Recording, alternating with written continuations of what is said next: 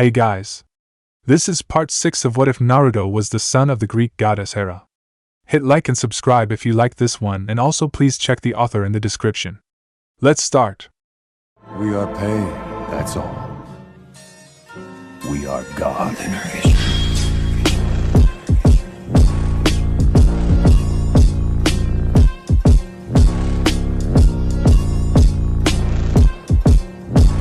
Chapter 26. Percy was still trying to wrap his head around everything Naruto had told him during his impromptu lecture on the way to Camp Half-Blood. Seeing Naruto disappear in a flash of light only reinforced to Percy just how strange things were now. If that wasn't enough to hammer into Percy's head that his previous view of the world was long gone, Gover provided another example by taking off his shoes to reveal goat hooves, reinforcing his claim to be a satyr. At least Percy was able to remain calm as he got out of the van and got his first look at the big house. The house itself didn't stand out as something you'd expect to see for a hidden mythical training camp. While Percy was taking in the sights, Chiron got out of the van and walked over to Percy. He then put his hand on the boy's shoulder and said, "I know that you're overwhelmed by everything you've learned today. Gods know that I was hoping to ease you into our world, but unfortunately that wasn't in the fate's plan for you. Don't worry about your mother, as I'm sure she will be fine. Naruto was just concerned for her safety, since neither of us expected a dragon to hone in on your scent. He was raised as an orphan since his father died the day he was born, and his extended mortal family was sadly wiped out in a war. Because of this, he is very protective of campers and their families. Even if something were to go after your mother, I know that Naruto will be able to handle the problem." That bit of news made Percy feel better. A small part of him was starting to worry about his mom's safety. Smelly Gabe not so much. Percy was pretty sure he wouldn't be too upset if a monster turned his stepfather into a stone statue. Suddenly a question popped into Percy's head and he blurted out, "How did Naruto just disappear like that? Is it a special half-blood ability that's taught here?" Chiron chuckled, glad to see that Percy was starting to ask questions. He had been a bit sad that Percy was not the most attentive student back at Yancy. But to be fair, the mortal educational system wasn't really tailored to help half-blood learn given their special needs.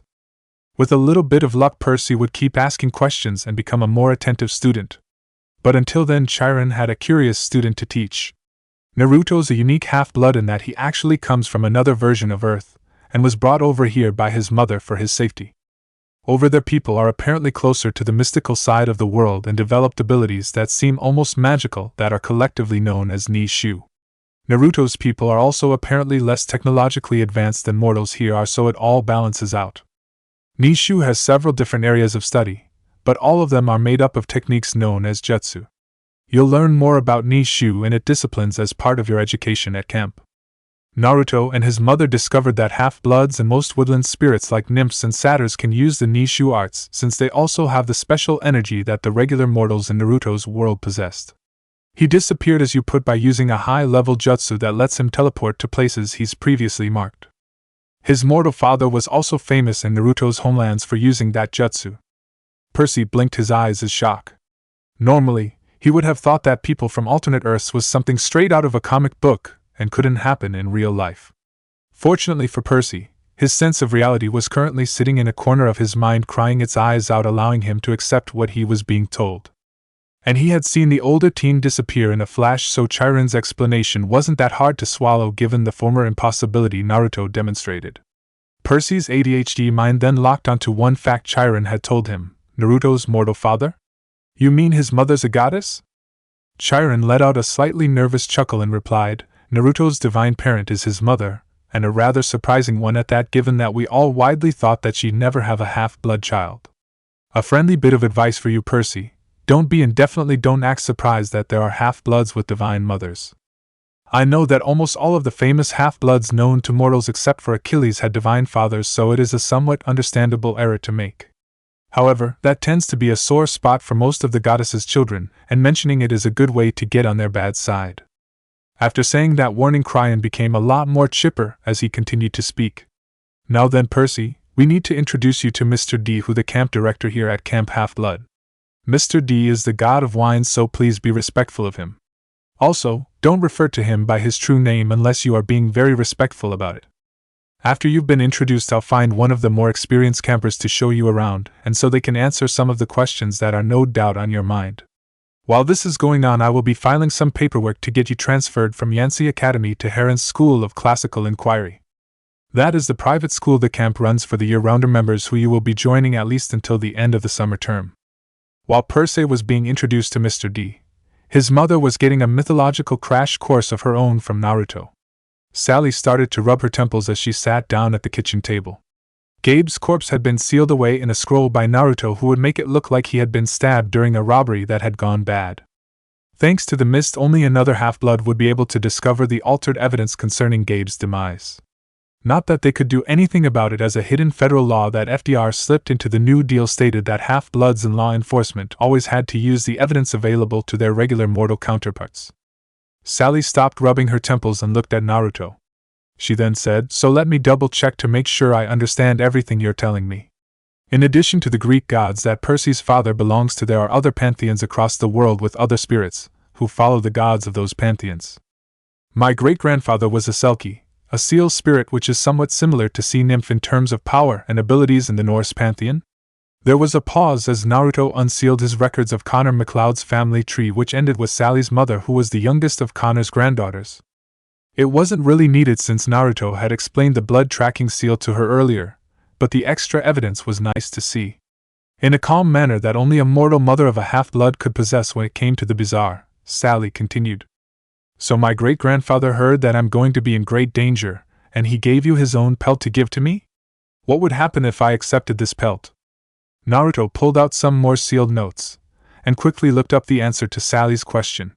"Okay, Mrs. Jackson. From what I've been told, the magic in the pelt will unlock your dormant Selkie blood and strengthen it. If it was just a regular Selkie pelt, it would strengthen your Selkie blood until it became roughly half of your genetic makeup. Since the pelt came from a blood relative of yours and said relative deliberately gave up his pelt for you, the blood strengthening effects are supposed to be even stronger. No one can say for sure, but your genetic profile should shift to anywhere between February 3rd and 3/4 Selkie, with an extremely small chance of you becoming a pure Selkie. With the unlocked Selkie blood, you will have far greater healing, strength, reflexes, and resistance to monster attacks than as a human. Having Selkie blood will also allow you to transform into a seal at will, a natural affinity for swordsmanship, and longer youth. The only downsides to this are that you will technically be under Asgard's jurisdiction, and if you become a pure Selkie, you'll need to submerge yourself for an hour each day in at least brackish, preferably salt water. Pure Selkies will weaken if they aren't submerged in brackish or salt water every day, and will die if they go without it being submerged in those kinds of water for 3 days. The abilities that Naruto mentioned to Sally were rather tempting to her, as they would help her protect Percy. For years she had feared what would happen if all her attempts to hide her son failed. As a last resort, she supposed that she could have prayed to Poseidon for aid if Percy was attacked. However, she was worried about the trouble such an action would cause Percy by bringing his existence to the other gods' attention. Sally had always prided herself on handling her problems on her own, so the offer of the strength to protect her son was more tempting than Poseidon's offer to build her a castle under the sea. Besides, Naruto's offer that her great-grandfather had set up for her didn't seem insulting to Amphitrite in Sally's opinion. The Queen of the Ocean might be more tolerant of her husband's indiscretions than her sister-in-law, but Sally wasn't about to use up more of Amphitrite's goodwill than her heart had already caused her to use if she could avoid it. Yet another reason why Sally had deliberately avoided praying to Poseidon if she could. Still, Sally knew her Greek mystical history well enough to know that power and mystical gifts almost always had a price attached to them. May the hospitable one have mercy on those who foolhardily grabbed at power, because such people always quickly joined his kingdom. Naruto had explained a few drawbacks that unlocking her Selkie blood would have, and she wanted to know more before she made up her mind. "Can you explain a few things to me, Naruto? What does being under Asgard's jurisdiction entail? What would it mean for me and Percy? Furthermore, would I still need to be surrounded by salt water at times to stay healthy even if I did not become a full Selkie?" Naruto sighed and said, "I don't know anything further on the Selkie issue. My training in regard to the North's mystical life is more heavily focused on the monsters that live in the North and how to defeat them. During the school months I live in Alaska, so I'm in an area where both the North and the West both hold power. Like your son, I also have some blood ties to the North as well as the West, which is why I know they exist. Now when it comes to Asgard's jurisdiction, I know a good deal more about it. Being under the North's rule, you would be required to follow any edicts that the king of Asgard, which are rather few besides having to obey mortal laws when interacting with mortals. As a Selkie hybrid, you would be expected to obey any rulings concerning the MacLeod clan that its clan leader made. That shouldn't be too hard since your clan has unfortunately been decimated and scattered because of the wars that have occurred over this past century. It should go without saying, but as a sea spirit you would be under the rule of the Norse sea god Njord. From what I've been told by those in the know is that Njord is a good and just ruler similar to the Earthshaker in temperament if a touch sterner. Sally was silent for a few moments, and then she sighed. Do I have to make my decision now, or can I wait and do some further thinking on my choice? Without thinking about it, Naruto pulled out one of his Horatian knives and handed it to Sally. Take as much time as you need to think about this, Ms. Jackson. It is your life we're talking about here. Once you've made up your mind, you just need to throw that knife and I'll be able to appear to hear your answer. Oh, before I leave to take out the trash, let me write down a few books that have reasonably accurate accounts of the Aesir so you can know more about what you're getting into. Annabeth looked at the newest member of Camp Half-Blood and wondered what was so special about him. First, Chiron left for several months to follow up a special lead that a satyr had found.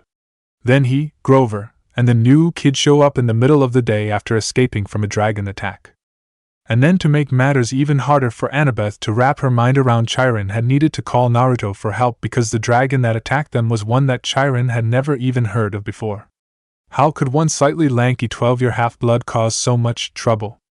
Once Chiron finished introducing the two half-bloods, he left to tackle the mountains of paperwork that were no doubt waiting for him in his office.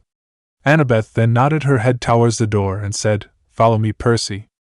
Percy nodded his head and quickly followed Annabeth. After he gave a second glance to the door Grover had been escorted out of by a rather annoyed-looking older satyr who had been holding a baseball bat. The look on the elder satyr's face suggested that he wanted to use Grover in a game of t-ball with Grover's head as the ball.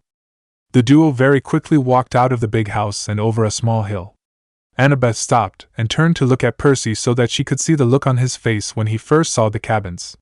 As the longest-staying half-blood currently living at camp, Chiron had often asked her to show the new half-bloods around. She had quickly found out one of the perks to this was seeing the look on the newbies' faces when they first saw the cabins. Just as always happened with a new camper, Percy's eyes lit up with amazement and a touch of wonder as he looked at the cabins. Annabeth then began to lecture Percy on what he was seeing. There are 12 cabins in Camp Half-Blood, Percy, one for each of the 12 Olympians.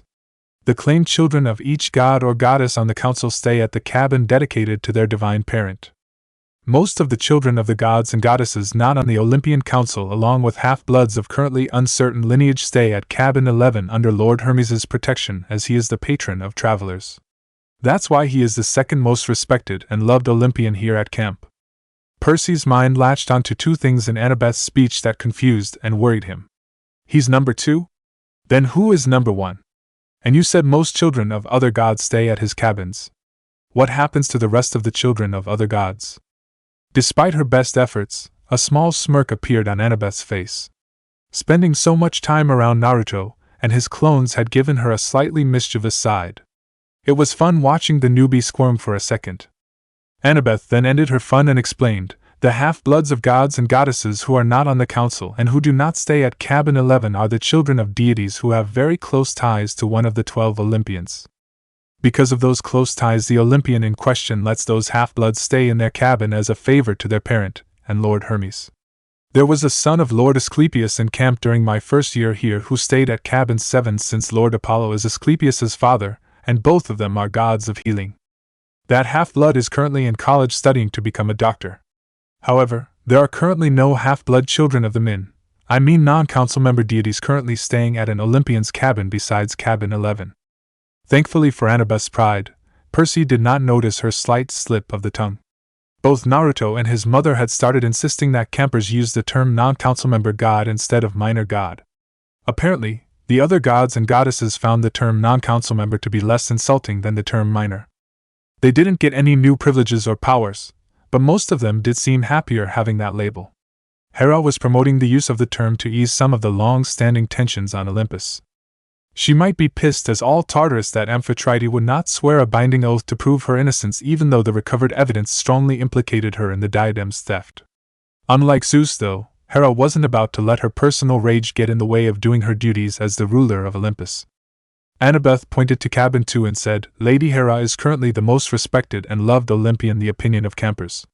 You might not expect that given the stories about the Olympians that mortals know. But those stories are thousands of years old, and the ones dealing with her interacting with past half-bloods almost always involve her dealing with her husband's half-bloods. Lady Hera admitted on one of her visits to Camp Half-Blood that her husband's half-bloods are the only ones she cannot stand, since their existence is a personal insult against her in addition to being a major offense against the dignity of her domain. There was a small pause as Annabeth waited for Percy to absorb what she said. It had been relatively easy for Hera to warm up to the members of Cabin 6. Since Athena was a single goddess, her children were only illegitimate as opposed to other cabins who were both illegitimate and the results of affairs. Aphrodite's and Dionysus's kids took the longest for Hera to warm up to, since they were results of affairs and didn't have the grandchild factor to neutralize that annoyance for her. Even then, Hera had been a lot friendlier to those campers at first than Dionysus ever was to a camper. Percy was surprised to hear that Hera was so popular at Camp Half-Blood. However, all of the surprises he and dealt with today resulted in the surprise not really impacting him much. By this point, all Percy wanted to do was find a place to sit down and try to make sense of everything he had learned today. At least Annabeth seemed to be a friendly person to help him sort all of this out. Naruto worked his way through the sky and rage danced so that he could reflect on everything that had happened since he rescued Chiron and Percy several weeks ago. Escalip had declared that Naruto had mastered the sky and rage dance for sage training purposes and had already taught him a few more dances.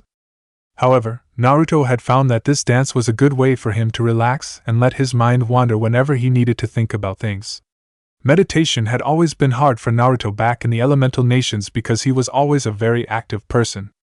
It had taken him years to learn how to meditate to a point most people could reach in a few weeks or months.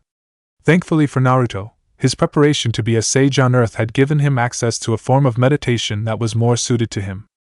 Sally Jackson had accepted her great-grandfather's pelt after almost 2 weeks of deliberation on the matter. The now 3/4 Selkie had also moved to the same town Naruto was living in.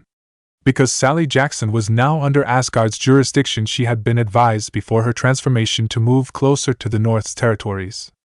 Since she wasn't a pure Selkie, she didn't have to live solely in the North's zones of influence. However, it wasn't advisable for her to remain in New York City, or any area most Olympians focused their attention towards.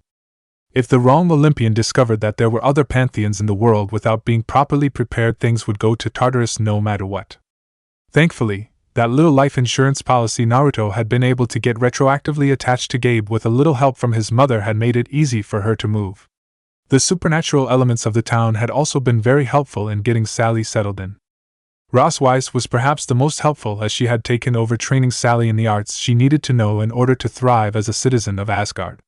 Naruto didn't know that, as he was closer to Issei as a friend than Ross Weiss. Naruto had also given Sally her great-grandfather's claymore, since it was rightfully hers and she would need a weapon to help protect herself. The claymore was currently hanging over the fireplace at the new Jackson house because Sally wasn't physically suited to wielding the massive weapon. Instead, Sally was using a plain cold iron catspulger that had apparently been sent from Jord's armory less than a week after Ross Weiss had deemed the claymore a poor match for Sally's abilities. Very quickly, Naruto's thoughts drifted to his newest student at Camp Half-Blood, Percy Jackson.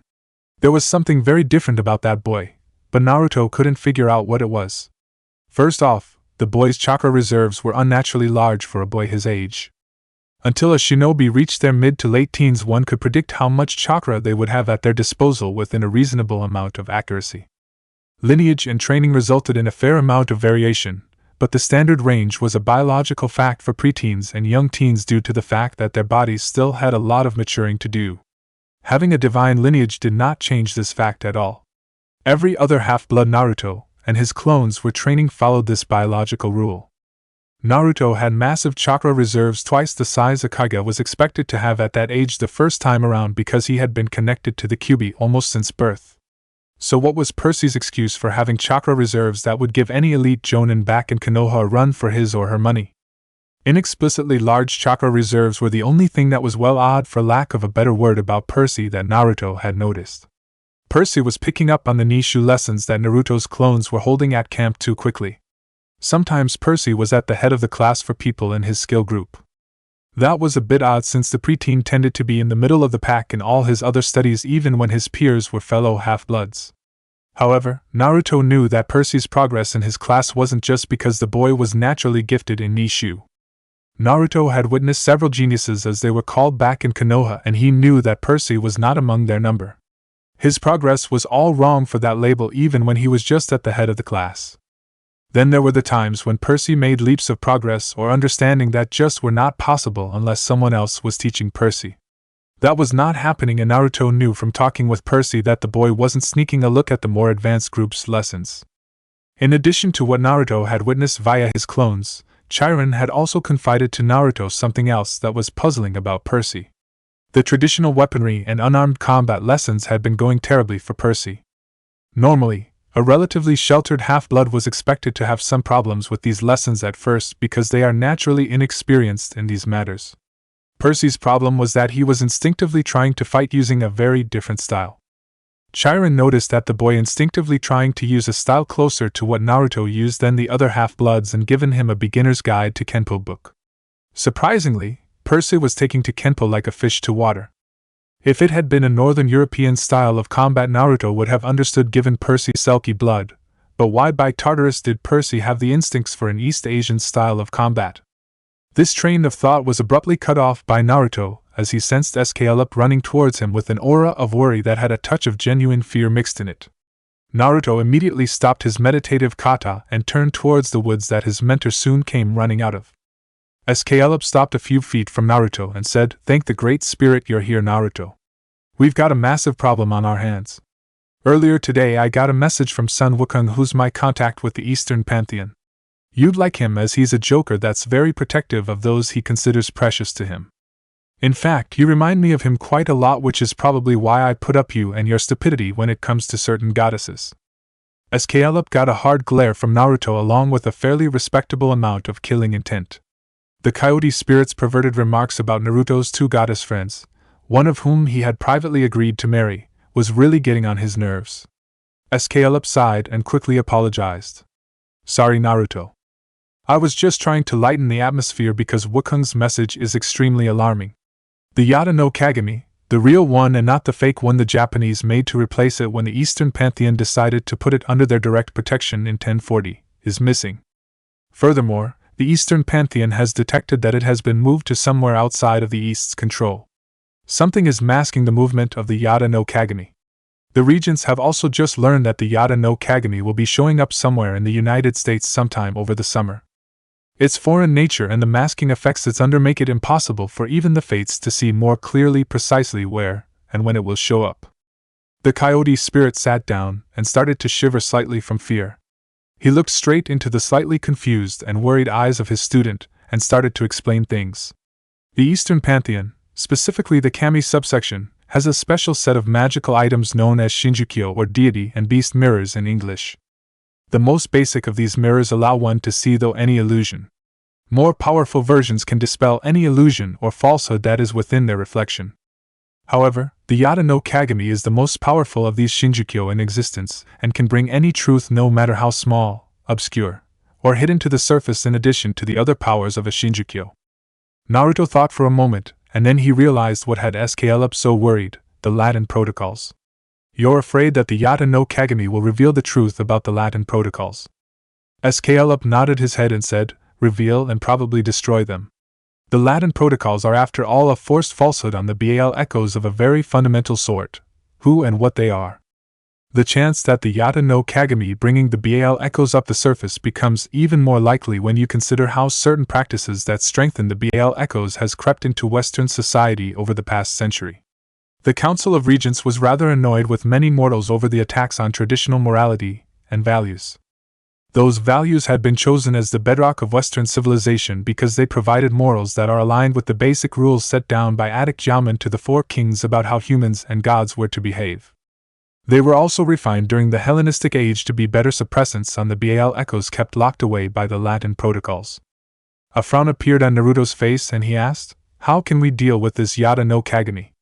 I'm assuming that since I'm the only half-blood from the West to my knowledge that knows about the Council of Regents that I'm going to have to deal with this item?"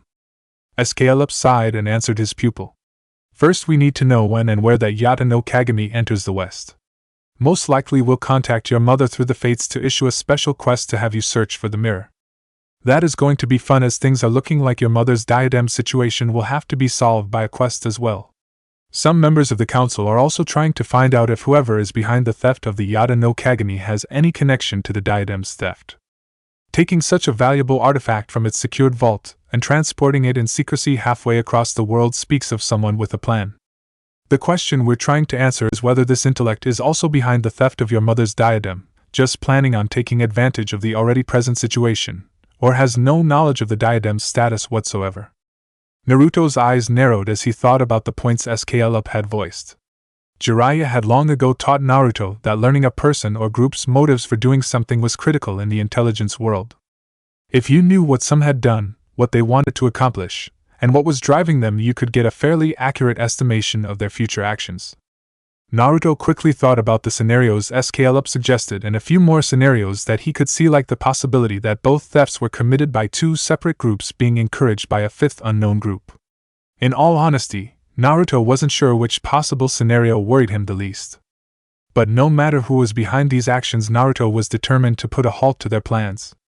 Chapter 27. Naruto frowned slightly as the principal droned on during the commencement of the middle school graduation ceremony. In his mind, graduating middle school wasn't much of an achievement. It wasn't that difficult for Naruto, even without factoring his horde of Kage bunshins doing his homework. Biology, mathematics, chemistry, and the sciences in general were the same on Earth as they were in the elemental nations.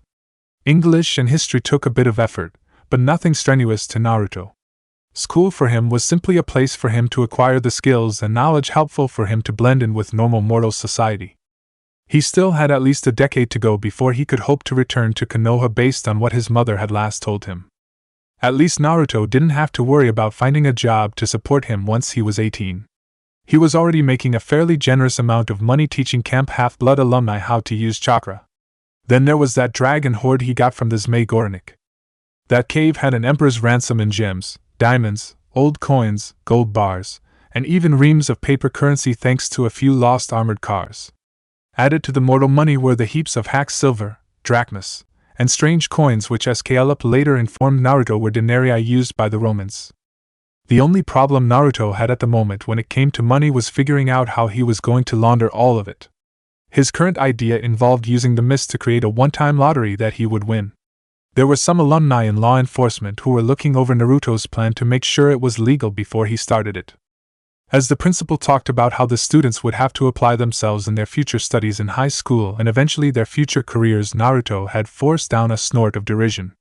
Maybe 10% of the students here at most could see past summer break, let alone the next school year. Of those worried about the future, only a bare handful even gave a thought to college. If they did think about the future, it was as a dream of being a rock star or a star athlete. That wouldn't be a problem for Naruto if his fellow students worked for their dreams. All too often in the shinobi half-blood's opinion, his foolish classmates would simply expect their natural talent to carry their dreams through. A few would put in some practice for the skills of their dream profession, which did raise them slightly in Naruto's mind. However, an hour of practice, every day, every other day, or every 3 days didn't count for much in the shinobi's book. He still dreamed of one day becoming Hokage, and just like he did almost every day since he graduated the academy, he still trained his ass off to try and improve his skills. Even during his academy days, Naruto had spent a great deal of time training and had tried to incorporate as much training into his pranks as possible. Was that the best type of training he could have done? With greater experience and knowledge, Naruto could honestly say that he didn't have the best training regime in the past that he could have had. However, he had made the most out of it, and no one in the academy could complain about his physical abilities. Naruto had always put in several solid hours a day training and always incorporated better training methods when he learned of them. Convincing him that a new method of training was better than what he was using could be a challenge. At least Naruto was now mature enough to admit he had a stubborn streak the size of the Hokage Tower. Eventually, the old windbag of a principal finished speaking and the students were ushered onto the stage so that they could receive their middle school diplomas. That was a good thing for Naruto, as the hairs on the back of his neck were starting to rise in addition to Naruto's irritation at the length of the speech. Naruto was naturally towards the end of the line to walk across the stage, which he did without much fanfare. This was expected because as far as the mortals were concerned Naruto was an orphan, and this was strictly an event for family. Naruto did sense a bit of divine energy floating around the room that wasn't coming from Raswise. He thought the excess energy had multiple deity signals, but he couldn't be sure given his sensor abilities. Still, it was comforting to know that his divine family was most likely observing this event. As Naruto sat back down, he noticed a spike in the background divine energy and frowned. It didn't make any sense for the divine energy he was sensing to be increasing. If anything, the energy should be dropping since his part in the ceremony was over and his divine relatives probably had a lot of other tasks to deal with today. It couldn't be a monster as their energy was vastly different than any deity from any pantheon that Naruto had ever encountered. It was also impossible to alter an energy signal like chakra or divine energy. You could hide it, you could even mask it with another energy if you had the skills to store the other energy, but you couldn't alter it. Things became even more worrying when Raswise suddenly snapped her head to the right and frowned. A second later Naruto realized that the surge in divine energy was coming from that direction. He focused his sensing abilities in that direction, and his eyes narrowed as the rapidly rising divine energy became laced with aggression. Immediately after the energy became aggressive, every animal in sight started to flee. Mortals around Naruto started looking at the fleeing animals in confusion. They couldn't see any reason for every animal in sight to get up and flee to the left like the hounds of hell were after them. Apparently animals have better survival instincts than humans because moments later the ground started shaking. Someone in the crowd shouted out earthquake and everyone started to panic. This wasn't one of the minor earthquakes that they had to deal with every so often. This was a massive earthquake that causing the buildings to visibly shake up, down, back, and forth. The streets were cracking and underground pipes were erupting from the stress they were under. After one particular shake in the quake, Naruto caught sight of the sky and his eyes widened in shock. Under divine influence, the sky turned from clear blue into an angry aurora with dozens of lightning bolts striking between the alternating streams of colors. However, the aurora storm was not the most frightening thing in the sky for Naruto. What really was frightening for the battle-hardened shinobi was that the sun and the moon had jumped their usual paths and had come together in an unexpected and unnatural eclipse. Unlike regular eclipses, the moon in this one was shining brightly like a full moon.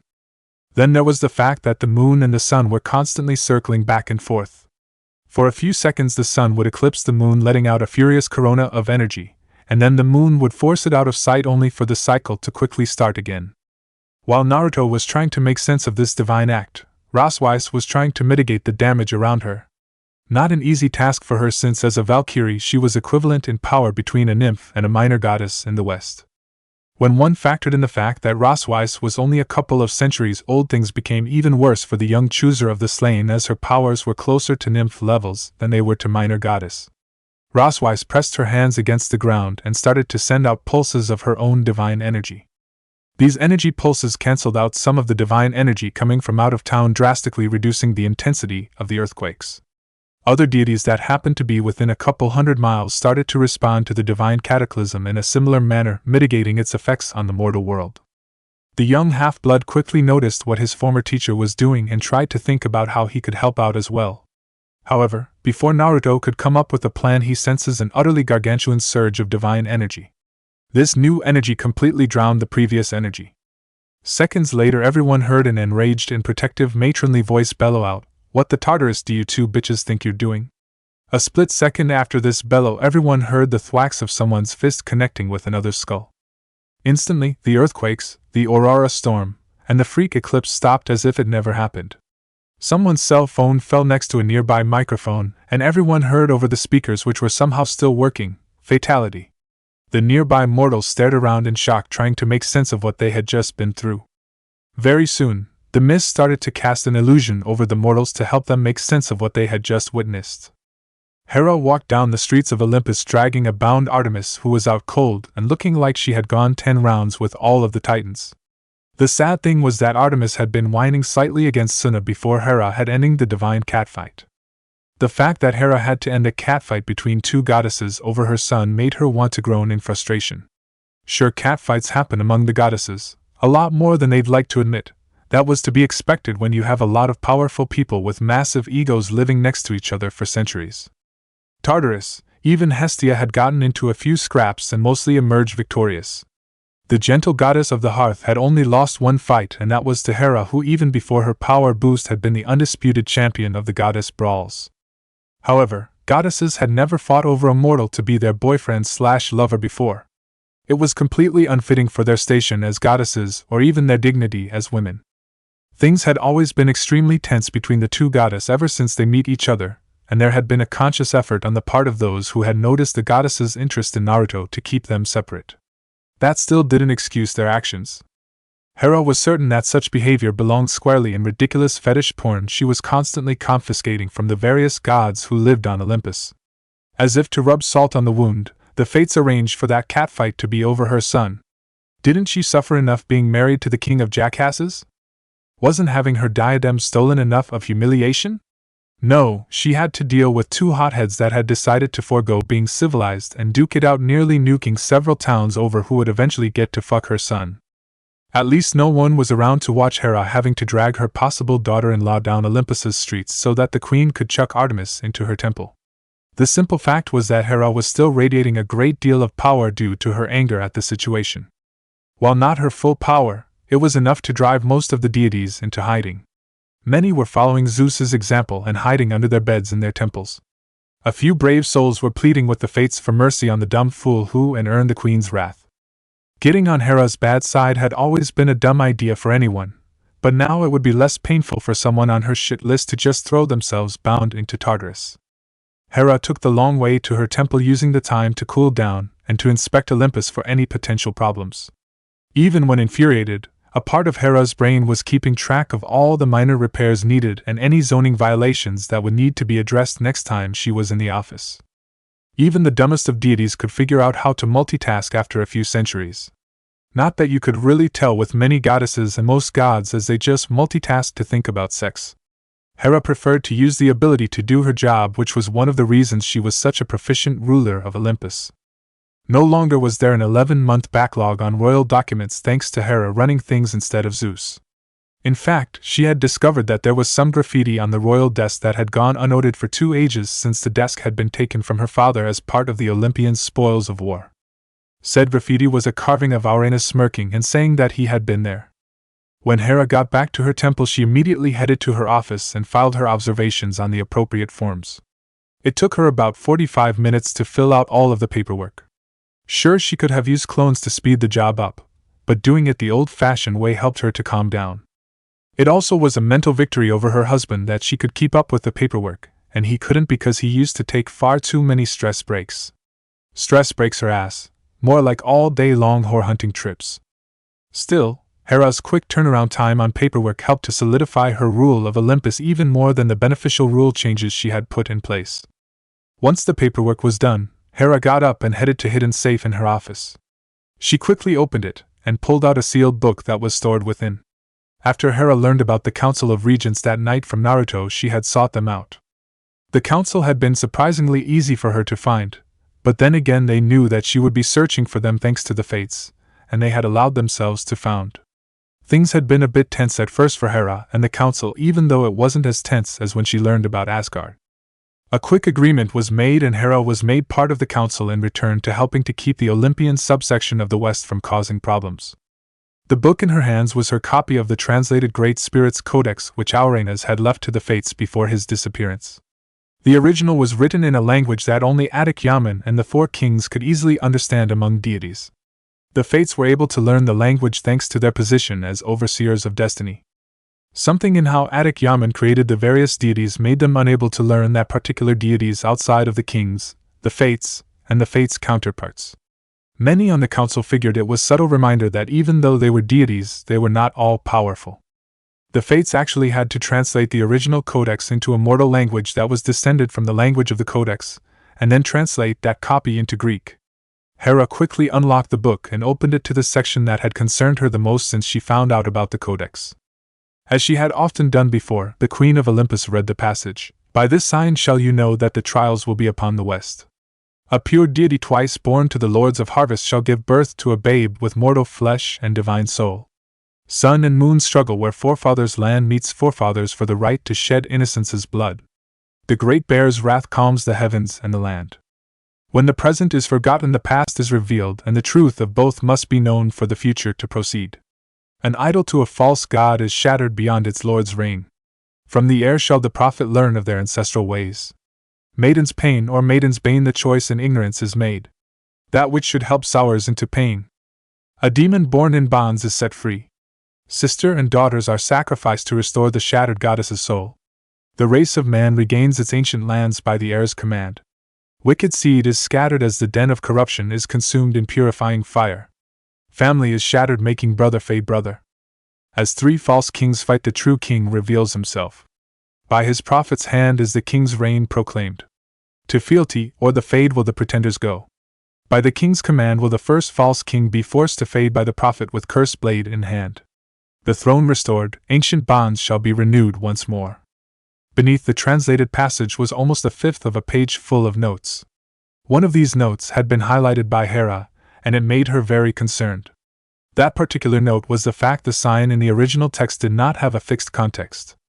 Was the sign of the upcoming trials the passage about the pure deity, or was the entire text of the page taken together the sign? Each interpretation was correct given the original language and structure.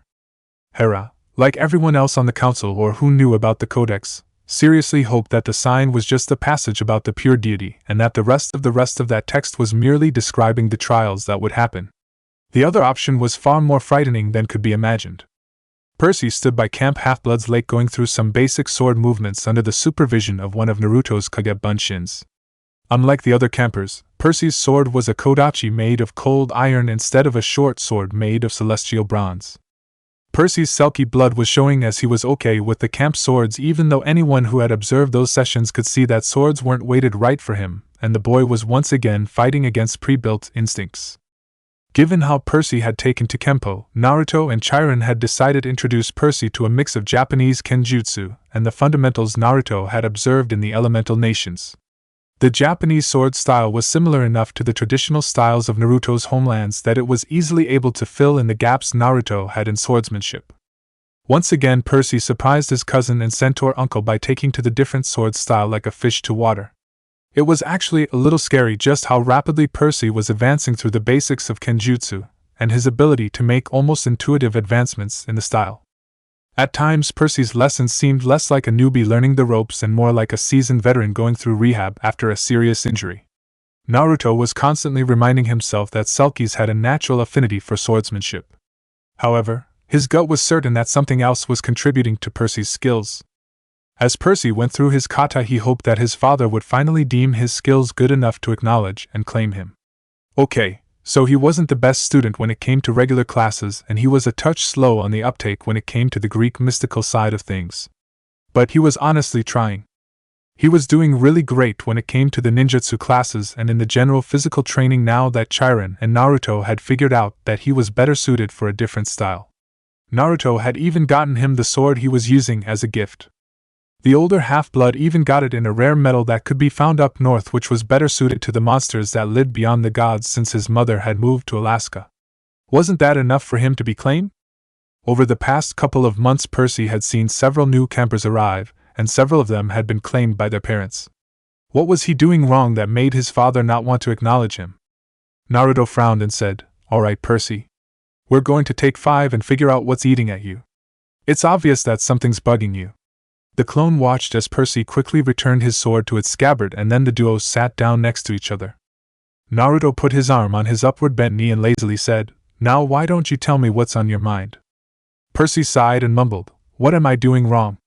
Why won't my father claim me? Does he even remember that I exist?"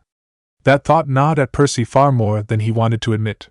His mother had deeply loved and still loved his father.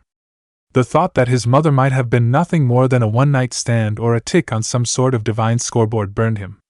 Percy could eventually accept it if his father wasn't aware of his existence. After all, he had thought his father was dead before he learned about being a half-blood. If his father never acknowledged him, then wasn't that the same as him being dead for all intents and purposes? However, Percy couldn't and wouldn't accept the idea of his father treating his mother as some amusement to pass the time. A small tick of annoyance crossed Naruto's face when Percy mentioned his lack of claiming. A sizable minority of campers, especially unclaimed campers, liked to complain over the fact that Naruto had been claimed almost instantly upon getting to camp. Of course, those campers didn't know about all of the years in Konoha where Naruto had no clue about his family at all. Percy was not in that group, so Naruto's annoyance faded almost instantly. He then turned to look Percy in the eye and said, "I won't lie to you. There is a possibility that your father has forgotten about you and your mother. However, I don't think that's the reason why you haven't been claimed, Percy. The boss was told by your mother a while ago that your father told her about this camp and that you need to come here for safety. You don't do that for someone you're just going to forget about. That being said, I can think of a very good reason why your father is not claiming you, Percy. You show a great deal of aptitude with anything water-related like canoeing and swimming, for example. From what we've gathered, your parents met each other at a beach. Finally, you have an extremely strong water nature chakra. By far it is the strongest affinity in camp outside of my own wind affinity. When you take all of that together, it makes it very likely that your father is an aquatic deity. Hopefully, he is simply a river god or one of the minor sea gods who help Uncle Poseidon manage the oceans. If you remember your lessons, Percy, then you know that all water deities either owe fealty to Uncle Poseidon or they are sympathetic to him. Currently, things are tense between Atlantis and Olympus because of my mother's missing diadem, and the only leads we've found to the thief implicate Aunt Amphitrite. Back when Uncle Z was in charge, if something like this happened to him, he'd be blaming any half-blood who had the remotest connection to the suspect deity, and causing all sorts of problems for them. A crackle of thunder boomed overhead, interrupting Naruto. He glared at the heavens and shouted out, 1788. Your favorite wine cup was misplaced for a few weeks by accident. Your rumblings and reprisals led to the final crop failures that helped cause the French Revolution. Camp records have 8 other recorded and confirmed events like this, so I am just telling the facts. Naruto returned to looking at Percy and said with a small smirk. As I said, Uncle Z would be blaming any half-blood who could be remotely connected to the theft if it was something of his and he was in charge. Mom only took over control of Olympus from him less than 2 decades ago. That's not enough time for a deity to unlearn over 4,000 years of experiences. Most likely, your father is waiting until my mother's diadem is found until he claims you, since he's used to that being the safe option to protect you. The older half-blood's words made Percy feel better about his situation. It really didn't make much sense for his father to tell his mother about Camp Half-Blood and how it was necessary for his safety if his father was just going to forget about them. Perhaps Naruto was right and his father wasn't claiming him because his father thought that he'd be safer unclaimed for now. If that truly was the case, then Percy had no reason to complain about his lack of claiming. But Percy still wished he knew who his father was. He should have learned by now to be careful about what you wish for. Artemis was recuperating from her fight with Suna in her private bathing spring at her temple. Thanks to some stockpiled healing elixirs and nectar, she was recovering at a good pace. Her healing might have gone faster if she went to her brother, nephew, or even her grandniece. But doing that practically ensured that details of her recent brawl would get out. Even if she and Hera could keep the other pantheons from being discovered in such a situation, there would still be massive fallout to deal with. Goddess squabbles always caused a lot of headaches and fallout on Olympus. While maybe not as massive in devastation as god squabbles, fights between goddesses tended to have aftereffects that persisted for years. Goddesses fighting over a mortal, and with her being one of the goddesses involved, Olympus would still be dealing with the aftereffects by her and Naruto's diamond wedding anniversary if the news of it got out. That's not counting the ruckus Apollo and possibly her father would kick up, since that was a separate headache all on its own that she did not need to deal with. Fates willing, no one noticed Hera dragging her to her temple, and she could keep this incident buried. Artemis really wished that this whole fight had never happened, as she was utterly embarrassed to have gotten into a fight with Suna. Her cheeks turned golden from her embarrassment, and rage at herself for fighting with Suna. It wasn't like Artemis intended to get into a fight with Suna. She had gone to Naruto's house in Alaska to congratulate him for finishing his current school and talk about where they could meet up to head to Camp Half-Blood for the summer. Suna had also come to congratulate him and invite him to see a new movie that had just come out in theaters. The two goddesses had encountered each other at the front door, and things had gone downhill from there. Artemis couldn't remember exactly how things had degraded to name-calling or who swung the first punch. Whether that was because of the several dozen headshots she received or she was suppressing those particular memories, the goddess couldn't tell. At this point it honestly didn't matter which goddess started the fight. Artemis knew that she had the upper hand slightly against Suna before Hera came and introduced the younger goddesses to her fists. That fact didn't really matter when one considered the results of the fight, but it did act as a balm on her ego. For the next hour or so Artemis stayed in her bathing spring, letting its minor healing properties augment the elixirs she took at their required times. Once all of her visible injuries were healed, she carefully stood up. Artemis was still very sore from the fight, and knew not to push it. The goddess of the hunt looked down at her body, double-checking for any bruises, and frowned. While she didn't have any bruises, her base form had changed. Deities could take any form they wanted, but they all had a subconscious form that they'd return to when they weren't thinking about staying a particular shape. Artemis's base form traditionally was that of a 12-year-old girl who hadn't started to show any signs of puberty. Her adult form that she took during council meetings was simply a shift to make her stand out less. Now her base form was that of a 15-year-old young woman. Her form was still very athletic and toned from her constant exercise, but she now had hips that showed signs that they would become great for birthing and breasts that had a respectable bust line. Artemis really was annoyed at the breasts. Millennia ago she had gotten tired of Aphrodite talking about how great large breasts were and decided to show her how ridiculous she sounded and changed her form to have multiple gag boobs. Aphrodite got the last laugh on that one though by telling a few mortals about Artemis's gag form. The end result was that Artemis's greatest temple in Ephesus got stuck with its main statue in her honor being made to look like that gag. It took her centuries to live that one down. Especially since the mortals didn't get the message when she arranged for that temple to be destroyed twice in the hopes that they'd get rid of that statue. Perhaps it's for the best, Artemis muttered to herself. Staying roughly Naruto's physical age made things easier for her when interacting with her, now less reluctantly on her part, fiancé. Besides, did she really want to risk being accused of being in a relationship with a pedophile? A small shiver crawled down her spine at that creepy thought. It was definitely better in her option that her base form had changed rather than have her name be associated with that word in any way other than smiting. It was just one more thing that she'd have to get used to in her rapidly changing life. Chapter 28. In a remote region of Canada one could hear agonizing inhuman cries of pain. A village of Laestrygonian giants was under assault by an enemy the Laestrygonians could not see. The village of 100 human-eating monsters was going up in flames as their attacker periodically set the buildings aflame as a distraction. It seemed to the brutes that every time they looked one direction someone would be attacked from another direction. A few saw a flash of light out of the corner of their eyes, but it was gone before they could react. The vast majority of the attacks on the Laestrygonians were fatal one-hit kills. However, a few of the monsters were lucky enough to avoid an instant death and were nearly mortally wounded. These Laestrygonians quickly fell upon their dead comrades, desperately consuming their former friends' flesh to enhance their monstrous healing abilities before the corpses dissolved into dust. This act of cannibalism only increased the pace that the Laestrygonians were attacked. As the pace of attack sped up, the monsters were assaulted by a horrifying pressure that carried the promise of their deaths.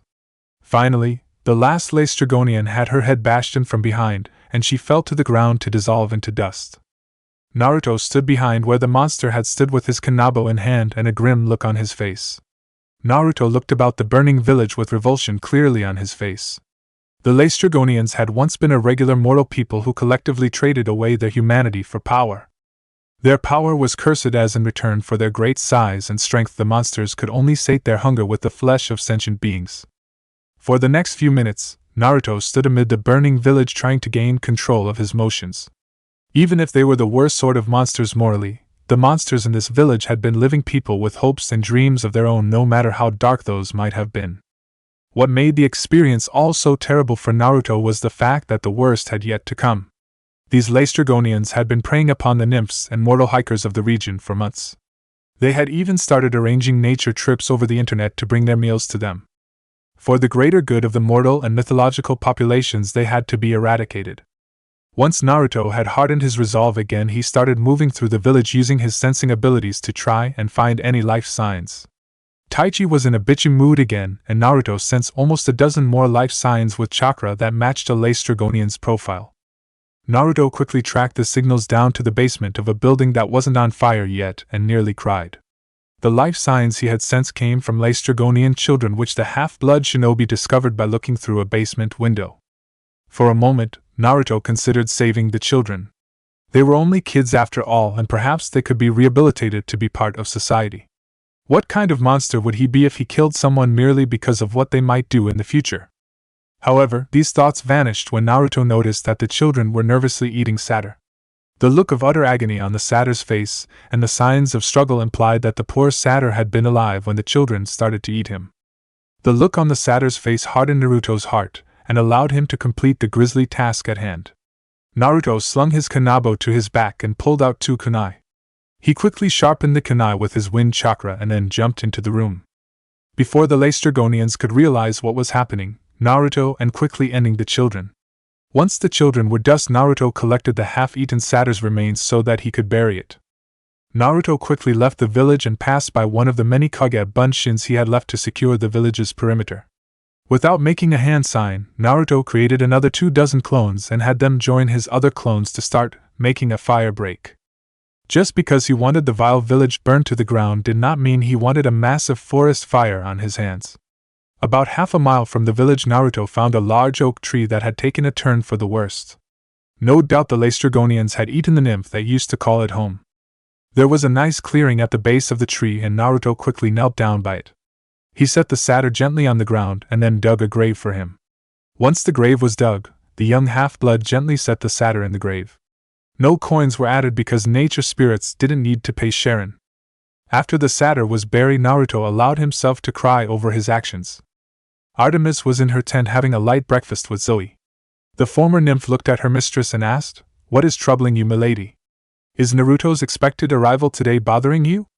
Like the rest of the hunters, Zoe never felt completely comfortable with Naruto being in their camp. He was a good person for a boy and he, along with his clones, always treated the hunters respectfully. It wasn't the difference that Zoe was used to from respectful males, but it was respect nonetheless. Naruto did not look down at the hunters for being girls or get annoyed at them for rejecting the company of men.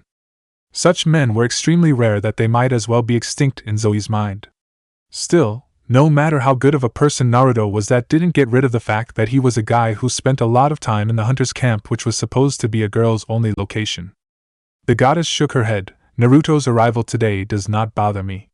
Privately, Artemis was thankful that Naruto either hadn't heard about her brawl with Suna or that he was respectfully keeping quiet about it when he agreed to meet with her for the two of them to go to Camp Half-Blood.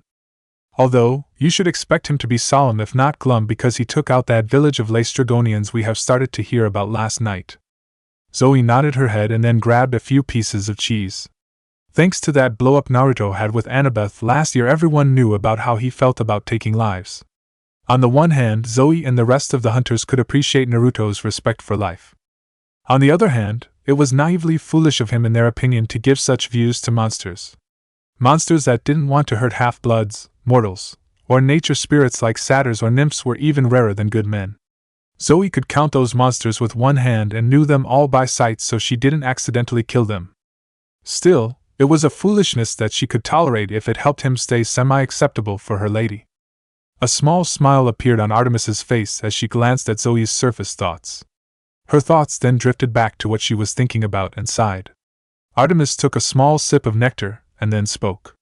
"What is bothering me, Zoe, is the fact that I will only have sons in the future when Naruto and I are married." Thankfully for Zoe's sake, Artemis said that between bites or the lieutenant would have been choking from surprise. While Zoe and the hunters all knew about Artemis's marriage plans for Naruto, none of them had really given any thought to what Artemis being married might mean. It took a minute for Zoe to reset her mind after that announcement, and another minute to think of a response. Finally she said, "Why must your future children be boys, milady? While I'm sure they would be excellent examples of what men should be with you as a mother, wouldn't you rather have daughters? As the goddess of childbirth, wouldn't it be within your power to determine what gender your children will be?" To Zoe's surprise, a stormy look crossed Artemis's face. The goddess sighed and said, "It is because of my powers that I know I will only have sons in the future, Zoe.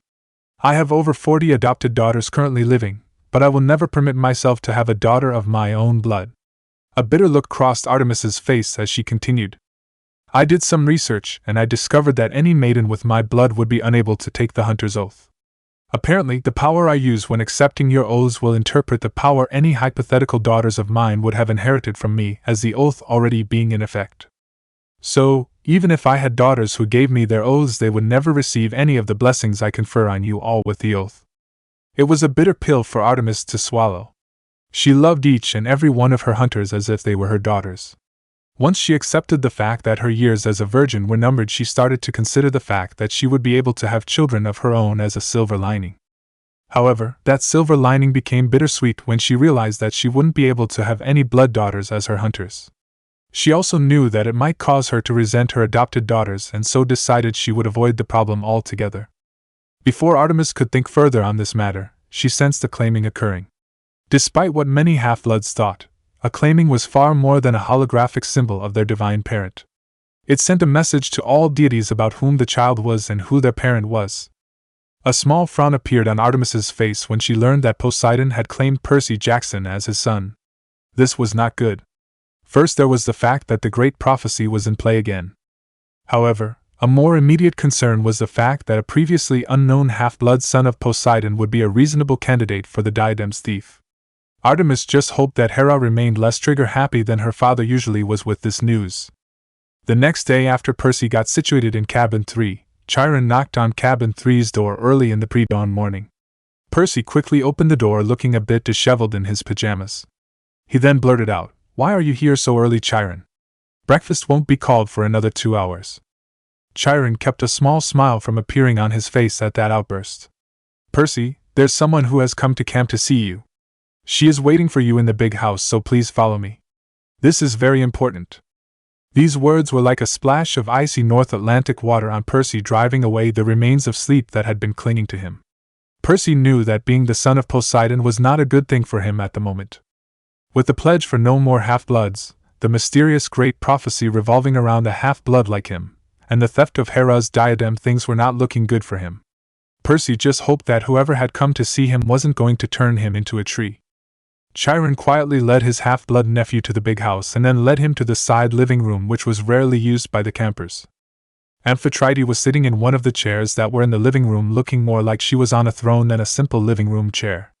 The Queen of the Oceans gave Percy a cold, distant look, and then glanced at Chiron in a much warmer manner. "Thank you for arranging this meeting for me, Chiron. You may leave now, as you probably have much work to do maintaining this camp." Chiron nodded his head and politely backed out of the living room. He then closed the door, leaving Percy alone with his stepmother. Once they were alone, Amphitrite rose from the chair and looked down at Percy. After a few seconds of examination, she sighed and said, "I will be blunt, Percy Jackson. I do not approve of your existence. While I am willing to tolerate your existence like I have your older half-blood siblings, I have never particularly cared for you and your similar siblings existing in the first place. Your father's recent oath only heightens my annoyance." Percy's hands turned into fists, and he bit his cheek slightly to keep himself from verbally attacking Amphitrite. He could understand that she was annoyed at his existence. Any wife would be upset at their husband having an affair. However, it wasn't like he chose to be born as a son of Poseidon. Why was she bringing this up when both of them knew that this was going to be the case? What reason could she possibly have to come here, bringing up his existence, which must annoy her to her full attention, and pissing him off at the same time? Amphitrite read Percy's thoughts and was pleased at what she saw. Very few half-bloods bothered to think about what their divine parents' family felt about their existence. Percy was young and definitely rough around the edges, but he would do. Poseidon was still going to be camping on the couch for a few months, but she might permit him back into her bed by the winter solstice. Amphitrite then spoke again. "I am pleased to see that you know how to somewhat control that temper you've inherited from your father. Still, it will be beneficial to you in the future to work on controlling it better." The Queen of the Ocean sat back down and almost smirked at the surprised look on Percy's face. "Do not be too surprised, Percy Jackson. While I may not like to admit it, you and your half-blood siblings before are members of the Atlantean royal family, along with being my stepchildren. Your behavior reflects upon our family as a whole, so it is in my interests that you do not embarrass or shame our family. Besides, it would be hypocritical of me to attack you for being who you are, given that I have had such children in the past." For a moment, Amphitrite's thoughts drifted back to her most famous son, the Emperor Heraclius of the Byzantine Empire. In addition to his mortal exploits as emperor, Heraclius had driven the Roman half-bloods out of the empire when he overthrew the previous emperor. Even to this day, the Romans feared going into the western part of country they lived in thanks to Heraclius's actions. Returning to the present, Amphitrite continued to speak to Percy. "In addition to the fact that you are a member of family, there is also the fact that your father has given you to me as a champion. As my champion, your actions and deeds reflect on me. Any favors or recognition Poseidon might have received from your future actions will go to me instead. As such, any misconduct on your part also reflects on me. Given that a strong or intelligent half-blood could generate massive amounts of favor and glory for their parent, most gods and goddesses were extremely reluctant to let their children become another deity's champion. Amphitrite figured that Poseidon had suggested this so that his punishment for breaking his oath would be mitigated. Not that she figured Poseidon's punishment could be as bad as Zeus's, as unlike his brother Poseidon hadn't been flaunting the oath practically every year since it was made. However, Perseus, Amphitrite calmly continued her explanation. You becoming my champion also make me your patron. As your patron, I am responsible for making sure you have a fair chance at accomplishing any quests I give you. I am also expected to protect you from an inordinate amount of divine attacks due to your parentage or for being my champion. Do you understand what I have told you, young man? Percy relaxed his fist slightly and replied, Yes, Amphitrite. Percy couldn't say he was happy at this situation, as it sounded to him like his father had traded him to his stepmother like mortals traded baseball cards. The fact that she was constantly calling him Perseus instead of Percy was also annoying to him. A small tick of annoyance appeared for a second on Amphitrite's eyebrow before she smirked. It is good that we understand each other, Perseus. Amphitrite deliberately emphasized Percy's full name as minor payback for him not referring to her as Lady Amphitrite. Now, as my champion, you will be given a quest in the next couple of weeks. Your quest will be to clear my name by finding out who really stole Hera's diadem and returning it to her. Given your age and the difficulty of this quest, I am giving you some warning before I officially issue the quest. I expect you to make the most of this warning by preparing yourself as best you can beforehand. With that said, Amphitrite disappeared from the big house in a pillar of sea foam. Several hours after Amphitrite ended her meeting with Percy, Artemis came to Camp Half-Blood along with her hunters and Naruto. Percy was sitting by Talia's tree wondering what he was going to do about his future quest with Grover by his side when they heard everyone arriving. Percy noticed Naruto coming to camp first out of everyone in the group and frowned. He respected the older half-blood even if he mostly just knew him through the older half-blood's clones. Naruto had done quite a lot to help him, and Percy was afraid that Naruto would start giving him the cold shoulder since he was Poseidon's son. Several campers had started to distance themselves from him ever since his father claimed him. Annabeth and her sudden hostility towards him had been especially painful. What made that worse was that Percy couldn't figure out why she was upset at him. Grover quickly noticed Percy's uneasiness and said, I wouldn't really worry about Naruto's opinion of you changing, Percy. Your cousin is someone who goes about life by their own rules. Besides, you're the last person Naruto would ever suspect of stealing Lady Hera's diadem, since he knows how ignorant you were of our world when he helped to rescue you from the freak dragon. That brought a small smile to Percy's face, and then his curiosity got the better of him. Grover, why are the hunters of Artemis coming to camp? I understand that they came here for the summer session the past 2 years, but before that they only came by for a couple of days every few years. What changed? With a slightly immature huff, Grover replied, Naruto showed up. You know how in the school for half-bloods it's been mentioned that mortals do not always remember the events they dub Greek mythology with complete accuracy, and that there are a few stories that they either never heard of or forgot about. Athena's brain children are one example of this, since their existence was known in the ancient Greek world and then it was lost. Grover then glanced at Naruto riding next to Artemis, giving him a slightly jealous look of a second.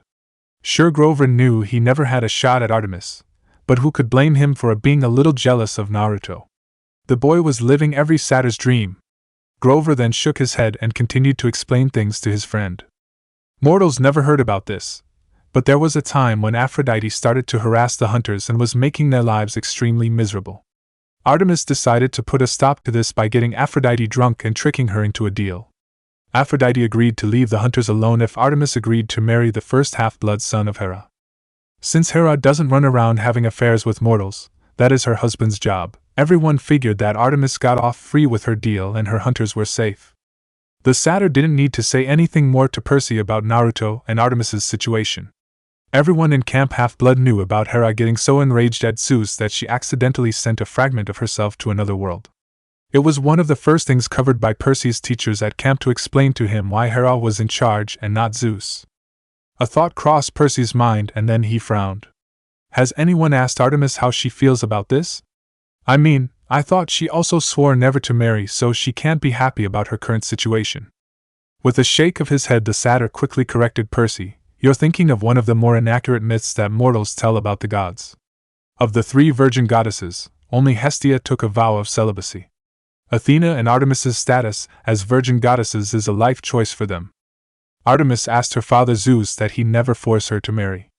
All that means is that the only person who can determine who Artemis marries is Artemis herself. She has refused to accept everyone's marriage offers for her hand. As the goddess of maidens, Artemis isn't about to have a casual fling with anyone since that goes against maidenly honor. Several mortals mistook the oath Zeus gave Artemis as a vow of chastity since among the mortal ancient Greeks fathers controlled their children's marriages. As for how she feels about the marriage, that's a rather dangerous question to ask. It's generally considered a wise move for mortals and half-bloods to not poke their noses in the god's business.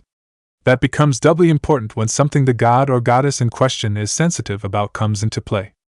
No one can say how she feels about the marriage. However, the general consensus among the older campers and the nature spirits is that Artemis is either taking a neutral or a slightly positive stance to her upcoming wedding. Percy nodded his head and stood up. He then turned to Grover and said, "Well, we might as well go done and greet Naruto." Percy then stood up and started walking to the crowd with Grover quickly following behind him. The surrounding half-bloods soon noticed Percy's presence and quieted down. Many of them were worried that a fight might break out between the 2 cousins. It had happened before on many occasions in camp that the children would fight when their divine parents quarreled. Naruto shocked most of the onlookers by quickly getting off of Bucephalus and quickly pulled Percy into a friendly hug. After a second, Naruto broke the hug and kept his hands on Percy's shoulders as he moved to stand an arm length away. A smile appeared on the older half-blood's face and he cheerfully said, "Congratulations on your father finally realizing it was safe to claim you cousin. How are you getting used to having a cabin to yourself?" Everyone watched the 2 half-bloods. Many watched in shock while a few watched in amusement as Percy replied in a confused manner. "Ugh, thank you, Naruto. I'm still trying to get used to the new cabin as it's very different from when I was staying in the Hermes cabin." Naruto nodded his head and said, "I'll take your word for it, Percy. Oh, before I forget, there's something I promised to give you." Naruto quickly pulled out a small scroll and opened it. There was puff of smoke as a large platter of warm, freshly baked blue chocolate chip cookies appeared in Naruto's hands. Naruto cheerfully handed the platter over to Percy saying, "Here you go. 1 platter of homemade cookies that came from your mother's kitchen and that was sealed out of the oven." Later at the campfire, Naruto was sitting next to the Artemis and the hunters roasting 6 marshmallows. Each marshmallow was on its own chopstick and Naruto was holding the sticks between his hands like a bizarre Wolverine. While Artemis technically didn't have to be at the campfire as a staff member, she had joined the campfire tonight, as she always had. If asked, she would probably claim that she was there to make sure no one tried to start any problems with her hunters. However, practically everyone knew that the real reason for her presence was sitting to her right. As soon as the marshmallows were done, Naruto handed 1 to Artemis, gave 4 away to the nearby hunters, and kept 1 for him. Percy got up and approached Naruto just as the older half-blood made up a S more. Naruto looked up at his cousin and said, "Hey Percy, are you looking for some more marshmallows to roast? I think we still have a full bag around here somewhere." The younger half-blood shook his head, "Not at the moment, Naruto."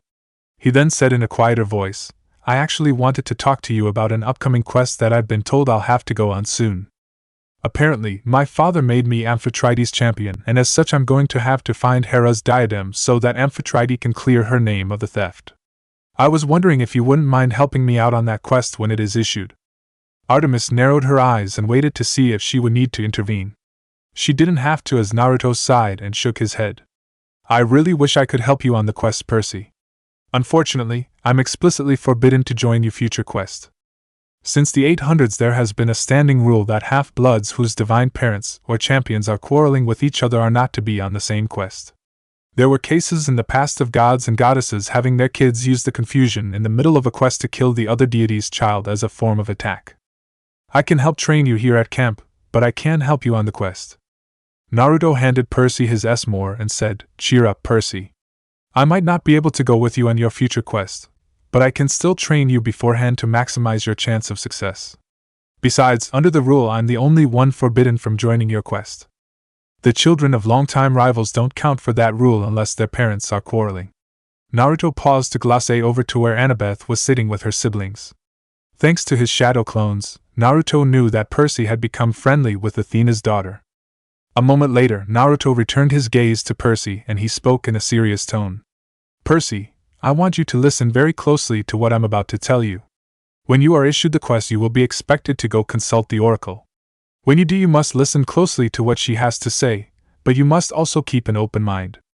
Everything she has to say will have at least 2 meanings and can be interpreted in a dozen different ways. Percy nodded his head and replied, I know that, Naruto. It was covered in class a few weeks ago. Naruto gave Percy a hard, soul-piercing look. Do you really know what I'm telling you, Percy? Even the gods are prone to jumping to conclusions when it comes to prophecy.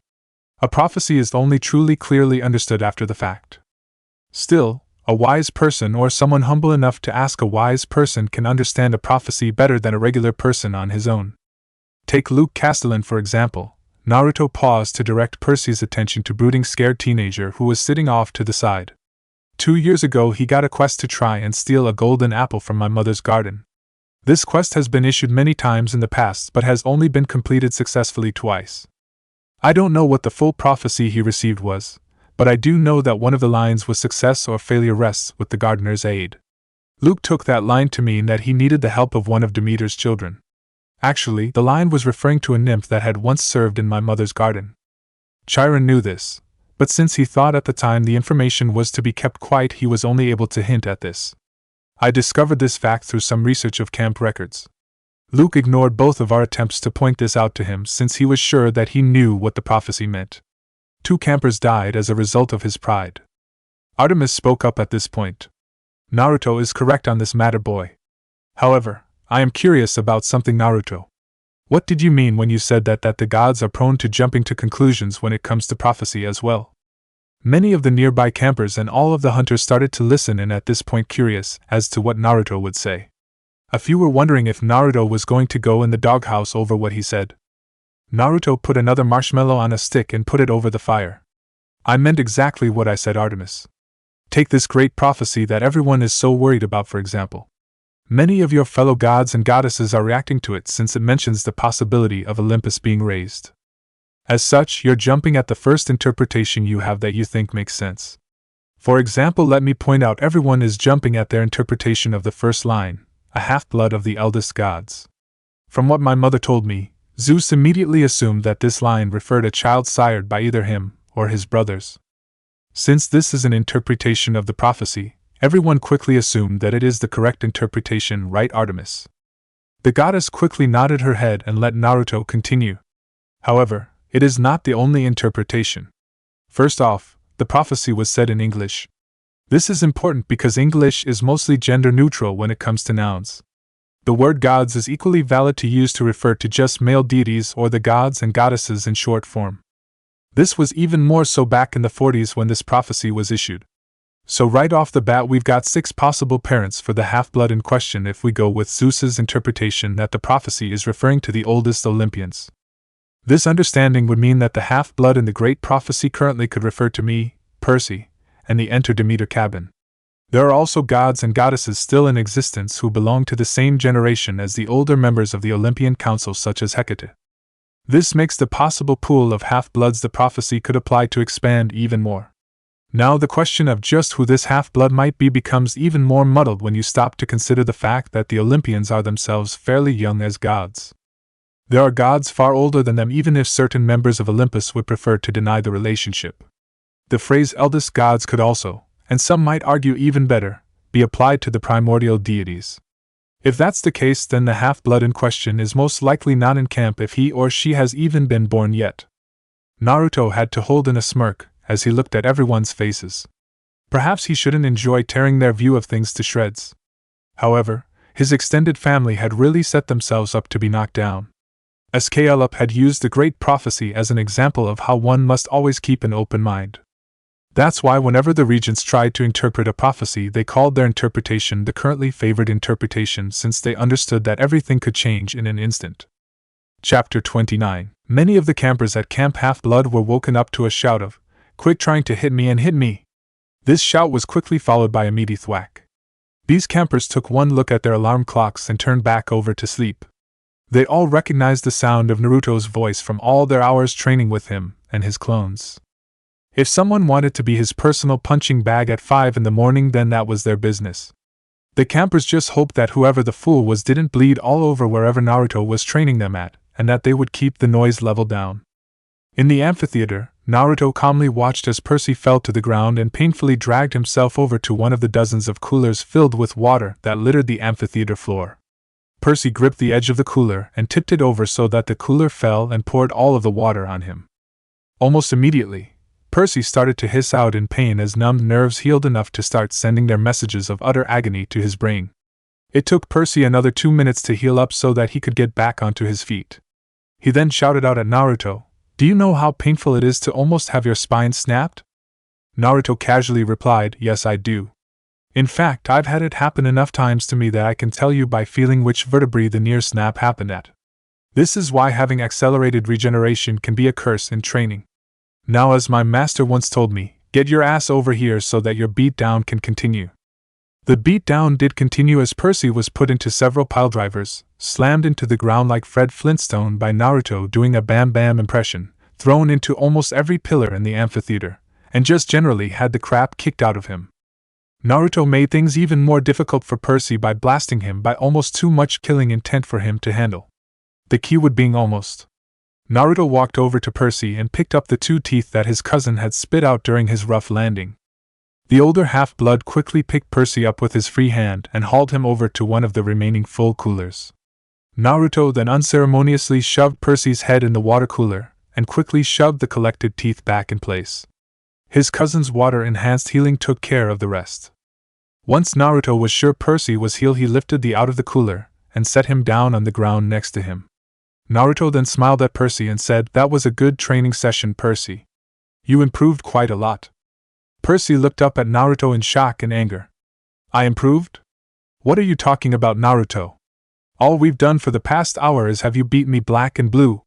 How has this been training?" To Percy's shock and surprise, Naruto actually started to laugh.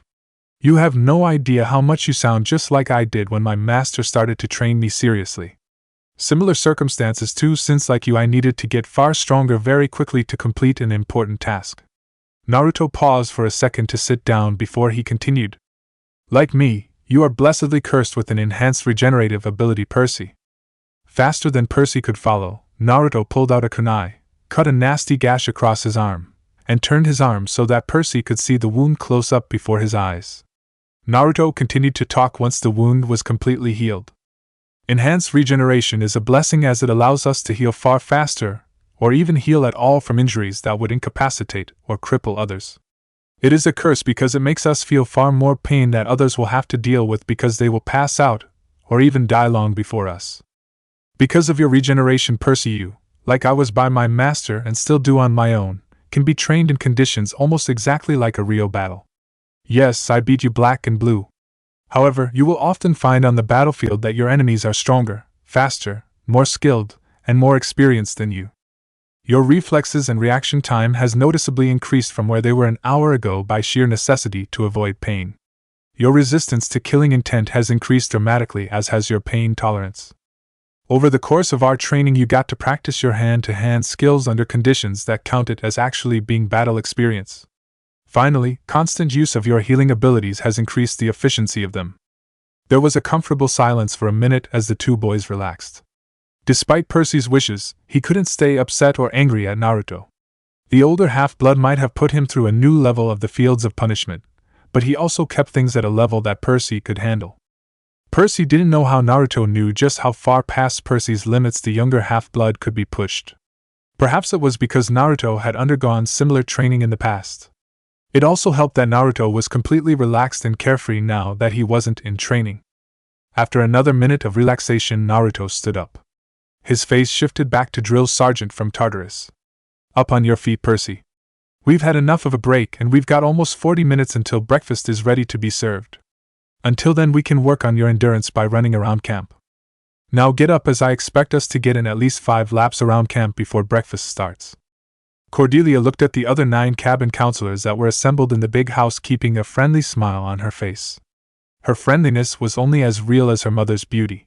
That is to say, it didn't exist at all in reality, and was only an illusion used by a vain and vindictive woman to get her own way. She was the last of the old guard among the counselors. Everyone assembled in the room besides Zoe, Chris, and Mr. D's brats had become counselors this year.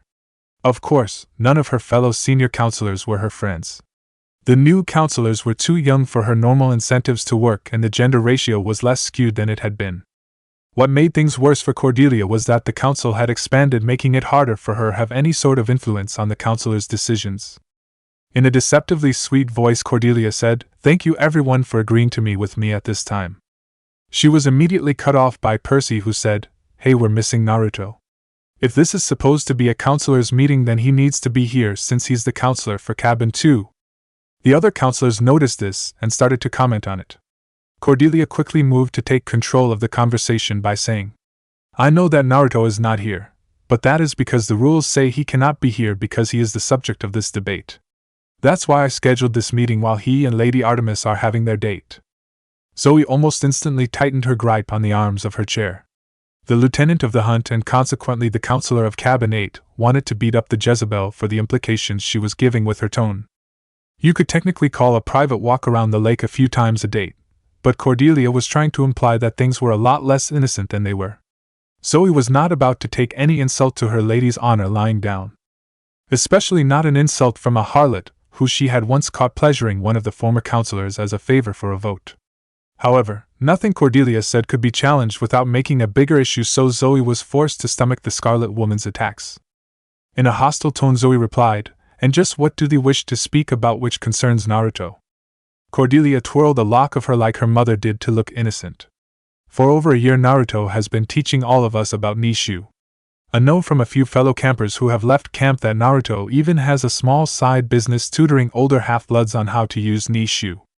He's been a full-fledged teacher to all of us instead of merely being an assistant instructor for younger campers. I think that we should ask Chiron and Mr. D to give Naruto the rank and privileges of being an instructor here at camp since he is carrying out the duties and responsibilities of one." Several counselors started to chat with each other over the idea. Annabeth was not one of those counselors. She was instead hard at work trying to figure out what Cordelia was after. It was no secret to her that Cordelia despised Naruto. It made no logical sense for Cordelia to propose something beneficial to Naruto given her feelings to Naruto. That meant that there had to be something in this proposal that wouldn't be as great for Naruto as it appeared to be. Just what could Cordelia be planning to attack Naruto? Annabeth's eyes widened in shock as she realized what Cordelia was planning. Instructors taught classes, but they didn't go to them. They also couldn't join camper activities like capture the flag. Everyone knew that Annabeth was planning on getting Naruto's ban lifted as soon as the minimum time passed in 2 weeks. Tartarus, Naruto might even be kicked off of the Counselor's Council since it was for camp counselors, and as an instructor Naruto might not qualify as a counselor. Annabeth narrowed her eyes at Cordelia and saw the smirk in the bitch's eye.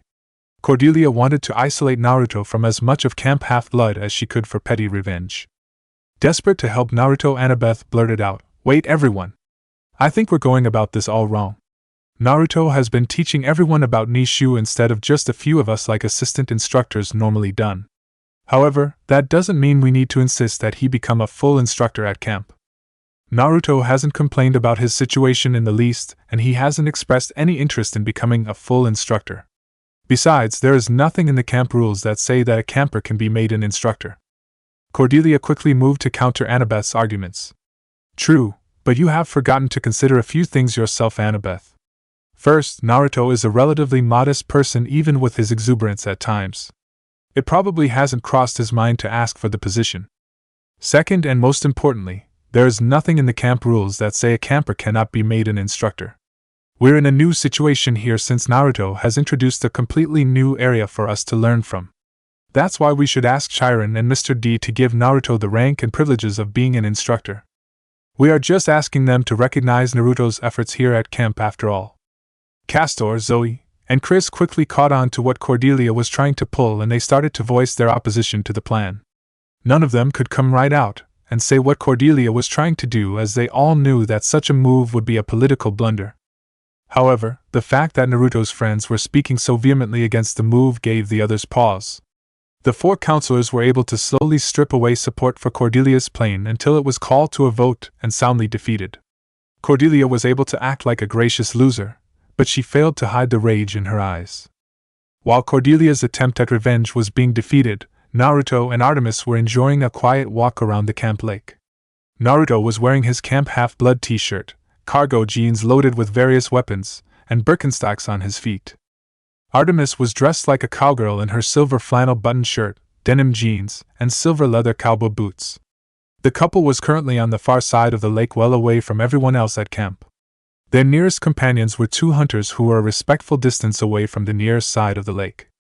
While the hunters knew that Artemis could handle herself and that Naruto was a respectful young man, they still wanted to be there if their ladies should need their aid. Their presence also had the bonus of keeping the other campers from thinking of interfering with Naruto and Artemis. Currently, the young couple was talking about Naruto's training with Percy. In a half-teasing, half-serious manner, Artemis said, "You know, Naruto, I can let you borrow a few of my wolves to help the boy with his speed training. Tying a pair of bloody stakes around his legs would provide enough motivation for my wolves to give him a great workout." Naruto let out a chuckle at that and replied, "I'll have to think about that one, Artemis. I just figured the fact that he can't outrun a tree would be proper motivation to get faster. However, if I do go forward with that idea, I want to test it out first by myself. My training regime for Percy is brutal because of the improvements he needs to make and the severe time constraints he's under, but I will only train him with exercises I've completed as well." Artemis nodded her head in agreement, as she was the same with training her hunters. She walked a couple of feet away from the lake and then sat down with one leg stretched out. Naruto quickly laid down with his head resting in his hands by Artemis's left and his feet sticking out so that the two of them formed an L shape. The next few minutes passed in silence, as the young couple simply enjoyed the fine summer day in peace. Eventually Artemis broke the silence by asking Naruto a question. "Naruto, would you rather be here at Camp Half-Blood or back in Konoha?" Naruto quickly replied without even thinking, "Konoha." While Artemis somewhat expected Naruto's answer, she did still prefer Delos even after all of the places she'd been to over the centuries. She wasn't expecting such a quick and firm response. Artemis turned her head to look at Naruto and asked, "Why is that, Naruto? It's surprising for you to be so sure of your answer given how long you've been away from Konoha and everything you've learned about here in America. Usually, mortals and half-bloods in your position will need to think about that question for a little bit." The goddess was surprised when Naruto chuckled. Once Naruto stopped chuckling, he answered Artemis. "The saying that there is no place like home might be corny, but it is very true. Before I came to Earth, I had several long-term missions that took me away from Konoha. I even had a 3-year training mission that took me to several different countries. On those trips and during my time here, I've seen many very impressive sights and done some amazing things. However, I've never seen anything that would make me want to leave Konoha. I hope you can come to Konoha one day, Artemis, because it is a truly wondrous place. In the spring and summer, the village is filled with the scent of wild flowers from the surrounding wood. You can see something absolutely breathtaking in the fall as all of the leaves change. If you ever get the chance, Artemis, you have to look out on Konoha from the Hokage Monument at sunset during the fall. Every year I'm in Konoha at that time. I do my best to see that scene as much as possible, and it is inspiring every time." Even now, Naruto could recall those scenes in his mind in perfect clarity. His homeland was called the Land of Fire because of how it looked in autumn. Large swaths of the country were filled with forests. When the leaves changed color in the fall, the forests made it look like the land was on fire. This name was further reinforced by the fact that the people of his home country were usually known as a friendly and respectful people. Naruto's childhood was the great exception to this rule. Sure, there had been some very uncomfortable parallels between his early childhood and the forsaken child he had read about in The Ones Who Walk Away from Omilas, but Naruto had overcome that.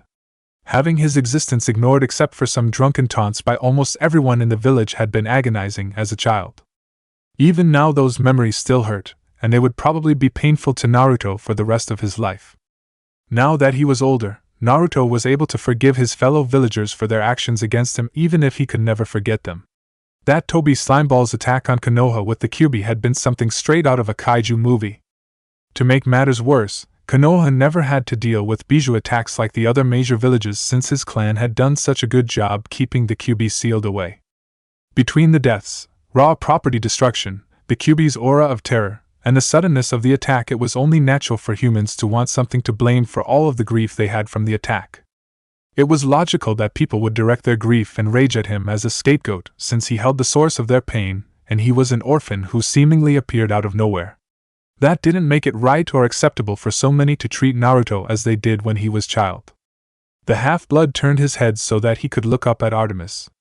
Even with as bad as his childhood was, Naruto wouldn't trade it at all so that he wouldn't risk his life becoming any different.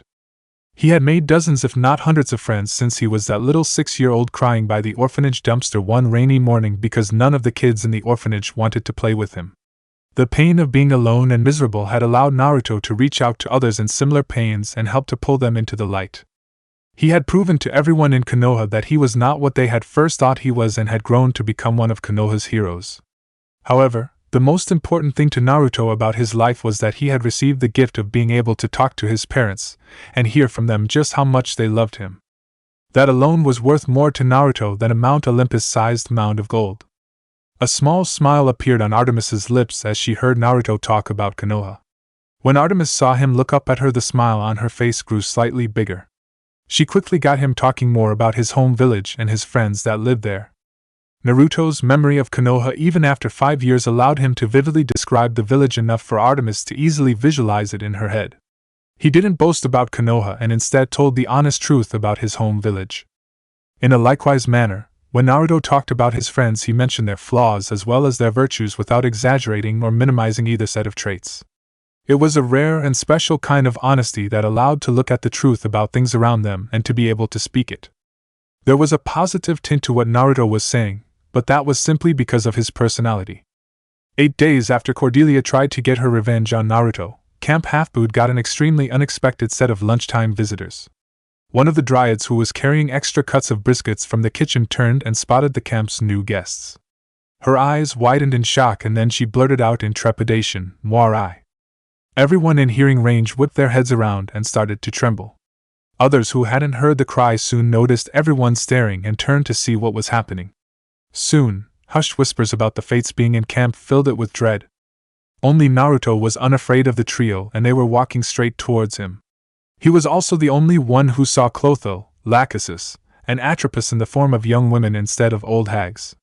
Everyone in camp was rooted where they were as the fates walked towards Naruto. Only when the trio passed the table did the occupants of said table rediscover the ability to breathe. In this regard, the Olympians were just the same as the nature spirits and the half-bloods. Just the fact that the fates did not appear to want them caused people to relax a tad. That relaxation immediately ended when the 3 fates each folded their hands and gave Naruto a bow bending from the waist. The bow ended after about a second or so had passed. Everyone in camp, except for Naruto, were as pale as ghosts when they saw the fates bow. The fates never bowed to anyone. Zeus had once tried to get the fates to submit to him long ago when he first took over. The result had not been pleasant or painless for Zeus at all. That was the day that the Olympians learned that there were things worse than death, and that getting stuffed face first into a used chamber pot was the least of these sorts of things that the fates could force on the gods. Many campers were starting to wonder if they were about to start bunking with Hades as Naruto got up from the table and returned the bow. Those worries became fears when Naruto said, "It's nice to see you 3 again. Do you want to sit down and join us for lunch?" Dionysus was starting to wonder if he would be giving up his position as the god of madness soon. Mr. D figured that any guy who was willing to date Artemis, and did so, had to be at least a little mad to go along with the brass balls the size of Sicily he was carrying. However, inviting the fates to lunch moved the camp director's opinion of Naruto from a little mad to being the conductor of Ozzy's train. The fates smiled and then began to speak in their patented way of seamlessly connecting each sentence that one of them said to what another said. "Thank you for the offer, Naruto. Unfortunately, we will have to decline your offer. Our time here is short, and we will soon have to depart. As you are aware, a threat from beyond Western civilization has apparently been making its way to the West. It has now reached the West, and it is time for you to act. This item must be found and given to us so that we can send it back to its proper location. Anyone who touches or sees this item besides you and your chosen companions risks damnation, whether they be mortal or divine." Suddenly the camp was filled with an eerie green mist, and the fates began to glow in an otherworldly light. They then spoke as one with their combined voices, creating a chilling echo effect. "Heed our words, O Gibrim of this age. This prophecy we give to you to help you in this task, with potential daughter head north, to find one whose blood chooses the slain. 3 clues to find what you seek. Among warriors hiding in plain sight shall the first be gain. Near your entrance to your uncle's house rests the second, while the third is in the city of Sin. By these clues 3 shall the item be found, and an enemy's dreams left in vain. The mist then vanished as the Fates finished giving Naruto their prophecy. The Fates bowed again to Naruto, and then smiled at him. In their normal manner they smiled and said, "Thank you for taking care of this task for us, Naruto. No one else is capable and trustworthy enough to do this. Relax for today as you will have an early morning to start tomorrow." The Fates then faded out of existence like mist in a breeze to the view of everyone in camp. Silence reigned over everyone in the camp for a minute as they tried to comprehend what they had just watched. What exactly was someone supposed to say when the Fates themselves were thanking someone? Mr. D hoped that his father had been paying attention to camp at this time because then Zeus would probably be out cold from shock. That would allow him the chance to have some much-needed hard liquor. An hour later a small meeting was being held in the big house to give Naruto some advice on his sudden quest. Chiron, Artemis, Zoe, Annabeth, Percy, and Chris were there with Naruto. Mr. D was in the next room doing a keg stand with 100 proof vodka since Zeus was apparently out in shock and he really needed something to drink in order to deal with this mess. Everyone else in camp were still trying to wrap their minds around what they had witnessed during lunch. Chiron started the meeting by saying, "Well then, Naruto, I think the first question on everyone's mind is just what kind of threat are we facing?" Naruto quickly thought about the Yata no Kagami and made up his mind. "For your own safety, it is better that you all know as little about this item as you can. I only found out about it because I've developed several contacts that live beyond the influence of Olympus. Those contacts learned from their own sources that this item had gone missing and whoever took it was taking it to the west. However, they didn't know where or when this item would show up here the last time I checked in with them." Percy blurted out, "Why didn't you mention this to anyone, Naruto?" He couldn't figure out why his cousin had kept quiet about something that posed a danger to everyone. Naruto shook his head in a slightly wistful manner. "Just what should I have said, Percy? Oh yeah, I've heard from sources none of you know exist that something incredibly dangerous is being shipped to America, but I have no clue when or where it will show up. I'm sorry, but intelligence gathering does not work like that. It was necessary for me to sit on this until I could get some hard facts or evidence to support my claims. This is especially true given the fact that the item in question is supposed to be dangerous to gods as well as mortals and half-bloods. I haven't even been able to find out who is behind this plot, which is an extremely important question to answer given the current Cold War between Olympus and Atlantis. If I revealed what I knew without answering this question, it could have easily made things worse." Chiron politely coughed and cut into the conversation. "Thank you for your work in intelligence gathering, Naruto, and I personally agree that you made the right decision for when you made it regarding this situation. However, I think we would all be better served at the present time by focusing on the prophecy given by the Fates so that Naruto can deal with this threat as quickly as possible. The fact that they came to camp to personally deliver this prophecy shows just how serious this matter is. Now, can anyone think of how this prophecy might be interpreted?" Artemis immediately spoke up. "I think the part with potential daughter head north is referring to a hunter being one of Naruto's companions on this quest, with them heading in northern direction to start the quest off. I view my hunters as my children. Since Naruto has the possibility of helping me complete my wager with Aphrodite, that would explain the potential part of the passage."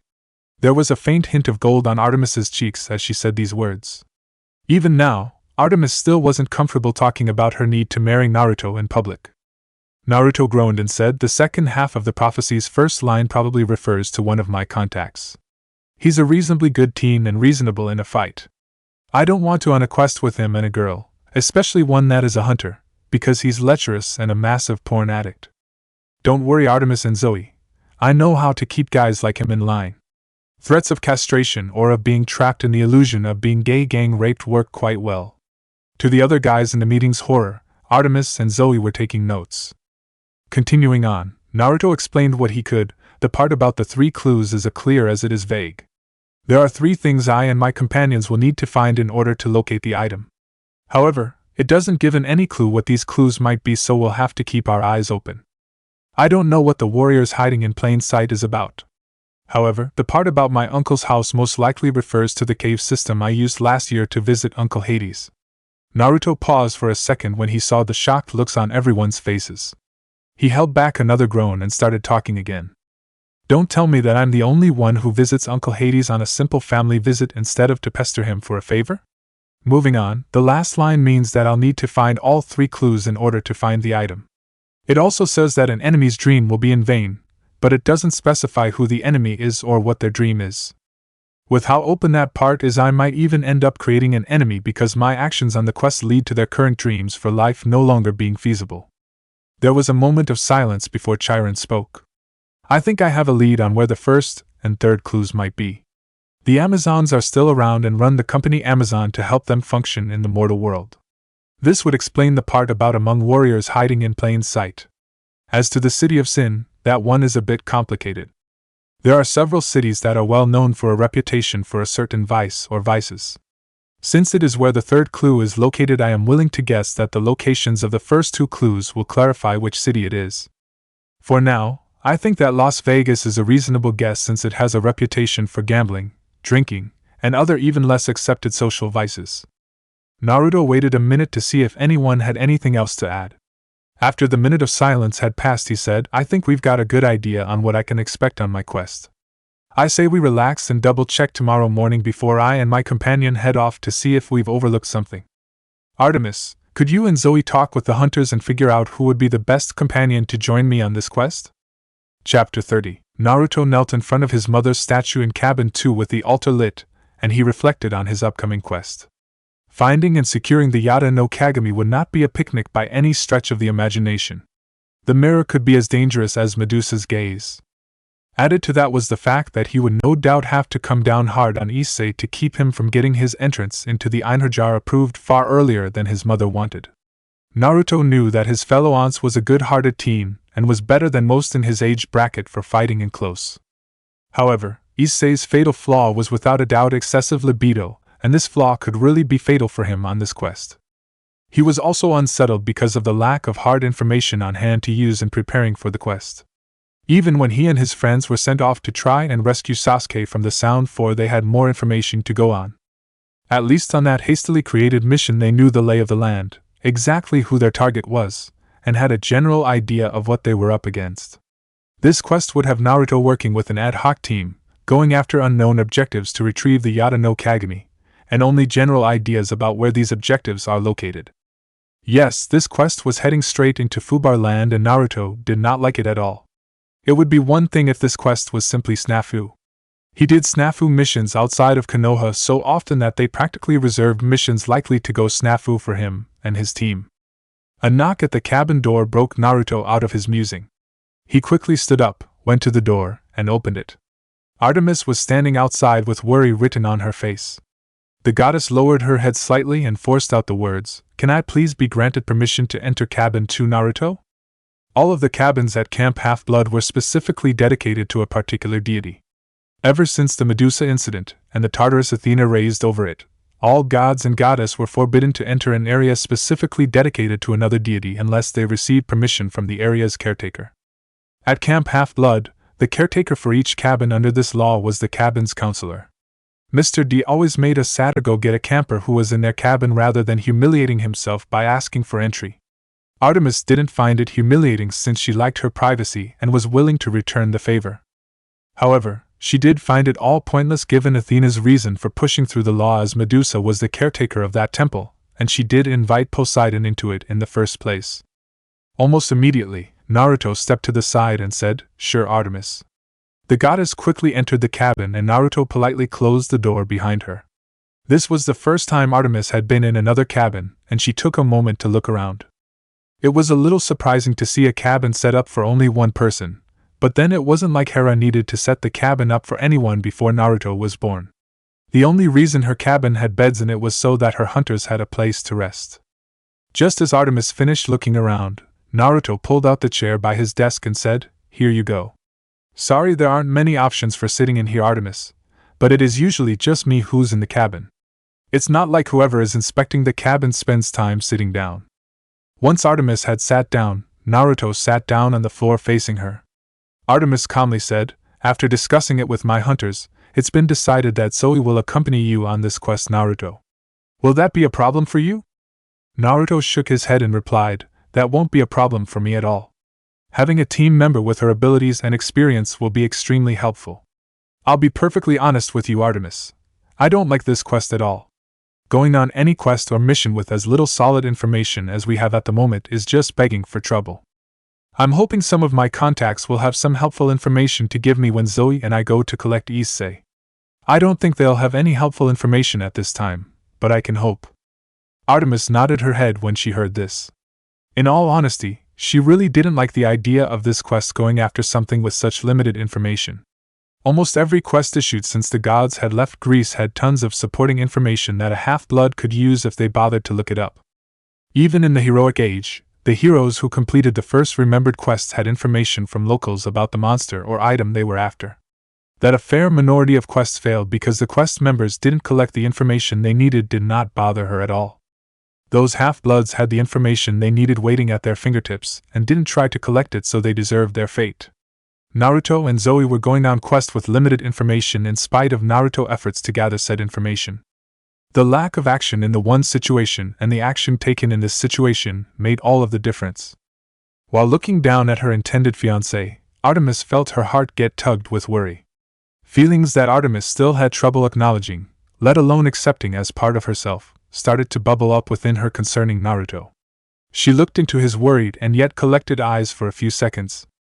The goddess of the hunt knew that she needed to say something for her own peace of mind, but she couldn't allow herself to acknowledge the words she would need to say. Finally she was able to say, "Please take care of yourself and Zoe for me, Naruto. I want to see you both come back from this quest safely." Naruto nodded his head and replied, "Don't worry, Artemis. I've gotten out of several dicey situations on tough missions in the past. Zoe's got tons of experience, and skill to spare, as you know. Together, we should be able to see this quest through." Zoe tightly hugged Naruto as she sat behind him on his 8-legged speed demon from Tartarus. Bucephalus was carrying the duo at supersonic near hypersonic speeds towards Alaska. Naruto was using his wind chakra manipulation to help protect the riders and steed from the wind they were generating. Even with Naruto cutting down on the winds assaulting them, Zoe still had to bury her face into his back to protect her face. How Naruto was able to put up with the winds he would be dealing with as the front rider was something Zoe couldn't fathom. Just the side winds were like a torrent of knives against her skin, and she was desperately trying to hide herself in the windbreak Naruto's body created. They had left camp just over an hour ago to make the nearly 4,000-mile journey back to Naruto's home in Alaska. Bucephalus was pushing himself in order to go so fast even with Naruto help his steed. At Bucephalus's current speed they were expected to arrive in another 15 to 20 minutes. Part of Zoe was impressed by the 8-legged horse's speed and sheer endurance to maintain this kind of speed. Her lady's reindeer maintained a much slower pace when they made their nightly journey across the sky, and they were the closest that Zoe could compare Bucephalus's speed and endurance to in her mind. Bucephalus rapidly slowed down to a normal trot when the duo and steed got to within a few miles of Naruto's town. Naruto turned off his wind shield and pulled out a scroll with a complicated seal on it that he quickly activated. Zoe felt the hair on the back of her neck rise as a barrier of some sorts activated. Naruto quickly put the scroll away and said, "There, now we can talk without worrying about any Olympians who aren't in the know sticking their noses into things they aren't ready to know. Zoe, what I'm about to tell you has been kept quiet by my mother, Artemis, and I. You'll have to keep this information under your hat even more than you keep the existence of the Romans quiet from the Greek half-bloods." The rest of their trip to the town was spent with Naruto explaining to a shocked Zoe about the existence of the other pantheons in general, and the North Pantheon in particular. Naruto kept the existence of the Council of Regents a secret since there was no reason for Zoe to know about them at this time. That was a good thing because Zoe was having trouble processing the fact that there were other pantheons in existence. It was the closest she had ever come to experiencing what a half-blood, or a clear-sighted mortal felt when they learned about the gods' existence. Thanks to a little mist manipulation, no one paid attention as Naruto and Zoe rode down the roads on Bucephalus to the Hayate household. Zoe was initially worried when she heard the sounds of swords clashing against each other, but Naruto was calm. He quickly led Bucephalus so that the duo could look at the backyard and confirm his beliefs. Rossweiss and Sally were in the backyard having a sword match for training. Zoe took the chance to watch the two women spar and quickly analyze their abilities. Rossweiss was a master swordswoman, no ifs, ands, or buts about it. It was also obvious to her that Rossweiss was holding back just enough to get Sally a good workout and help improve Sally's skill. As Zoe watched Sally spar, she was surprised to see her almost visibly getting better at fighting before her eyes. It reminded the hunter of what she saw when she occasionally spotted Naruto and Percy training, even if Sally's improvement wasn't as fast as Percy's. Soon enough, the two mothers noticed the onlookers and put a halt to their training. Sally quickly sheathed her sword in its sheath and called out, "Good morning, Naruto. What are you doing here away from Camp Half-Blood? Who is your friend and how is Percy doing?" Naruto quickly dismounted from his steed while taking care not to knock Zoe off. He then called out, "Good morning to you too, Mrs. Jackson, and you, Mrs. Haida. I'm here on a quest with Zoe here as one of my companions. We're here because we've been told to pick up the third quest member in the north, and Issei is the only one who fits the bill for the third companion unless you know of another Valkyrie living nearby with a child or a child of a Valkyrie." Roswise shook her head. No Annis with Valkyrie blood besides Issei currently lives in North America. Most Valkyries prefer to wait on children until their lover is in Einherjar. The nearest other one that I know of lives in Kamchatka, Russia, and he is currently serving in the Russian Air Force. If you can keep my son in line, I have no problems with sending him off with you on a quest. The Norns know it might do him some good. Your first task will be getting him out of his room, though. Roswise said this last bit with a mischievous smile. It was well known among those in the mythical know around town that it was almost impossible to get Issei away from his smut in summer outside of his daily exercise and the additional summer exercises his mother put him through every other day. A prankster smirk appeared on Naruto's face as he looked at the Valkyrie. Naruto quickly retrieved another scroll and opened it to a particular storage seal. He then activated the seal, causing a small remote to appear in a puff of smoke. Naruto's smirk grew as he grabbed the remote and pressed a particular button. Zoe was starting to dismount from Bucephalus, and was startled when she heard a voice loudly wail out in agony. "It burns! What the hell? Why is there obese gay midget porn on my computer? Where did all of the beautiful breasts go?" Naruto's smirk grew even wider as Issei started to cuss up a storm while Roswise shook her head in embarrassment. Occasionally, Issei would complain that the sight before him burned as the black box Naruto had attached to his computer cycled through ever more disturbing deviant sites. Naruto and Arnold got the box made by the local computer club by using up a few favors. Eventually, Issei gave up trying to regain his porn and started to come downstairs in a foul mood. He walked outside, spotted Naruto, and immediately rushed at the shinobi. Issei launched a nasty punch at Naruto which was ducked. Naruto retaliated by grabbing Issei's outstretched arm and flipping him over. The shinobi followed through by sitting down on Issei's back and saying, "Good to see you too, Issei. Now that you're done looking at porn, you can join Zoe and me on a quest to help save the Western Pantheon." 30 miles north of Victoria in British Columbia, the trio on the quest to find the Yata no Kagami were setting up camp for the night. Tomorrow they planned to be in Seattle, Washington, and to hopefully find their first clue among the Amazons. Bucephalus was grazing on the edge of the camp while Skullsplitter, Roswise's raven-winged wolf and steed that she had lent to Issei, gnawed on the leg of a deer Zoe had caught for their dinner. One of Naruto's clones was roasting the rest of the deer over an open flame as the other clones set up various barriers and traps around the camp.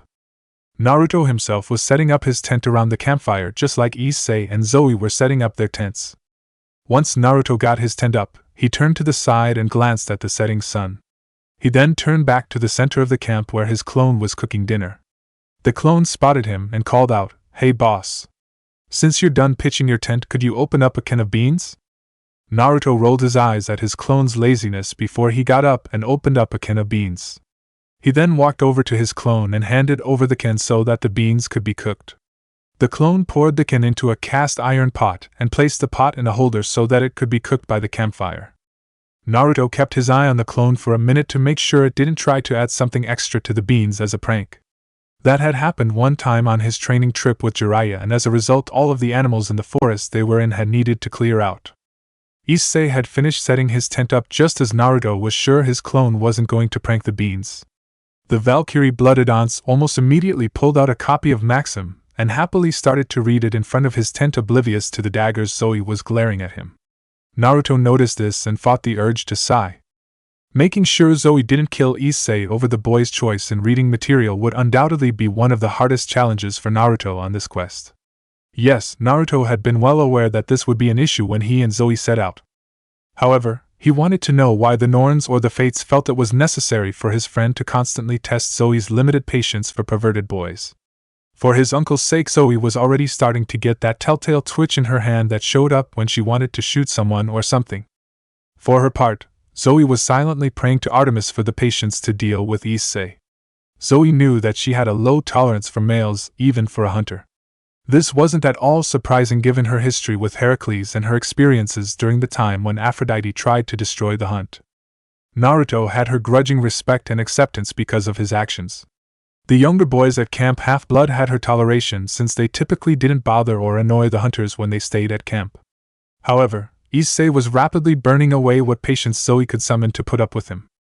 In an attempt to keep herself from stabbing Issei, Zoe turned to look at the real Naruto and called out, "Naruto." She waited a second for Naruto to look at her before continuing. "What is it exactly that the fates have us retrieving from them? I'm starting to suspect that this item comes from a different pantheon given how discreet you have been about this item." One thing that Zoe did like about spending the past 2 summers at Camp Half-Blood was that it had improved her ability to speak modern English tremendously. Naruto looked at Zoe and then glanced at Issei to see his perverted friend had actually put down his magazine to look at him as well. The shinobi Half-Blood sat down a third of the way between the campfire and his tent, with the campfire being closer to him. In a firm and authoritative voice, Naruto said, "We are on a quest to retrieve the Yada no Kagami. This item is the ultimate example of a Shinjukyo, or deity, and beast mirrors in English. From what I've been told, the Yada no Kagami was kept under guard by the Eastern Pantheon before it was somehow stolen a few months ago. This item might be a mirror, but it is extremely dangerous. Just having your image come into view of the reflective side of this mirror can potentially permanently change someone, and that is only the most benign result. The Yada no Kagami can bring anything about a person to the surface, including the evil that rests in one's heart. Furthermore, the mirror's powers will work on anyone from the strongest deity to an insect and everything in between." Both companions' faces paled as Naruto's words sunk in. They both realized just how dangerous the Yada no Kagami could be. Silence descended on the camp as Issei and Zoe fully absorbed everything that Naruto had told them. Slowly their color began to return to them just as Naruto's clone finished cooking dinner. The clone silently passed out everyone's dinner before it vanished in a puff of smoke. The next day the trio came to Seattle and headed towards the Amazons. Zoe was put in the lead for this leg of the journey since she knew where the right entrance to Amazon's base was. There were 2 ways one could meet with the Amazons: the humiliating way and the dignified way. The humiliating way involved either sneaking into protected areas or causing a scene so that the Amazonian guards would knock you out and take you prisoner. Not a good way to make a favorable impression on the Amazons when one needed to ask them for a favor.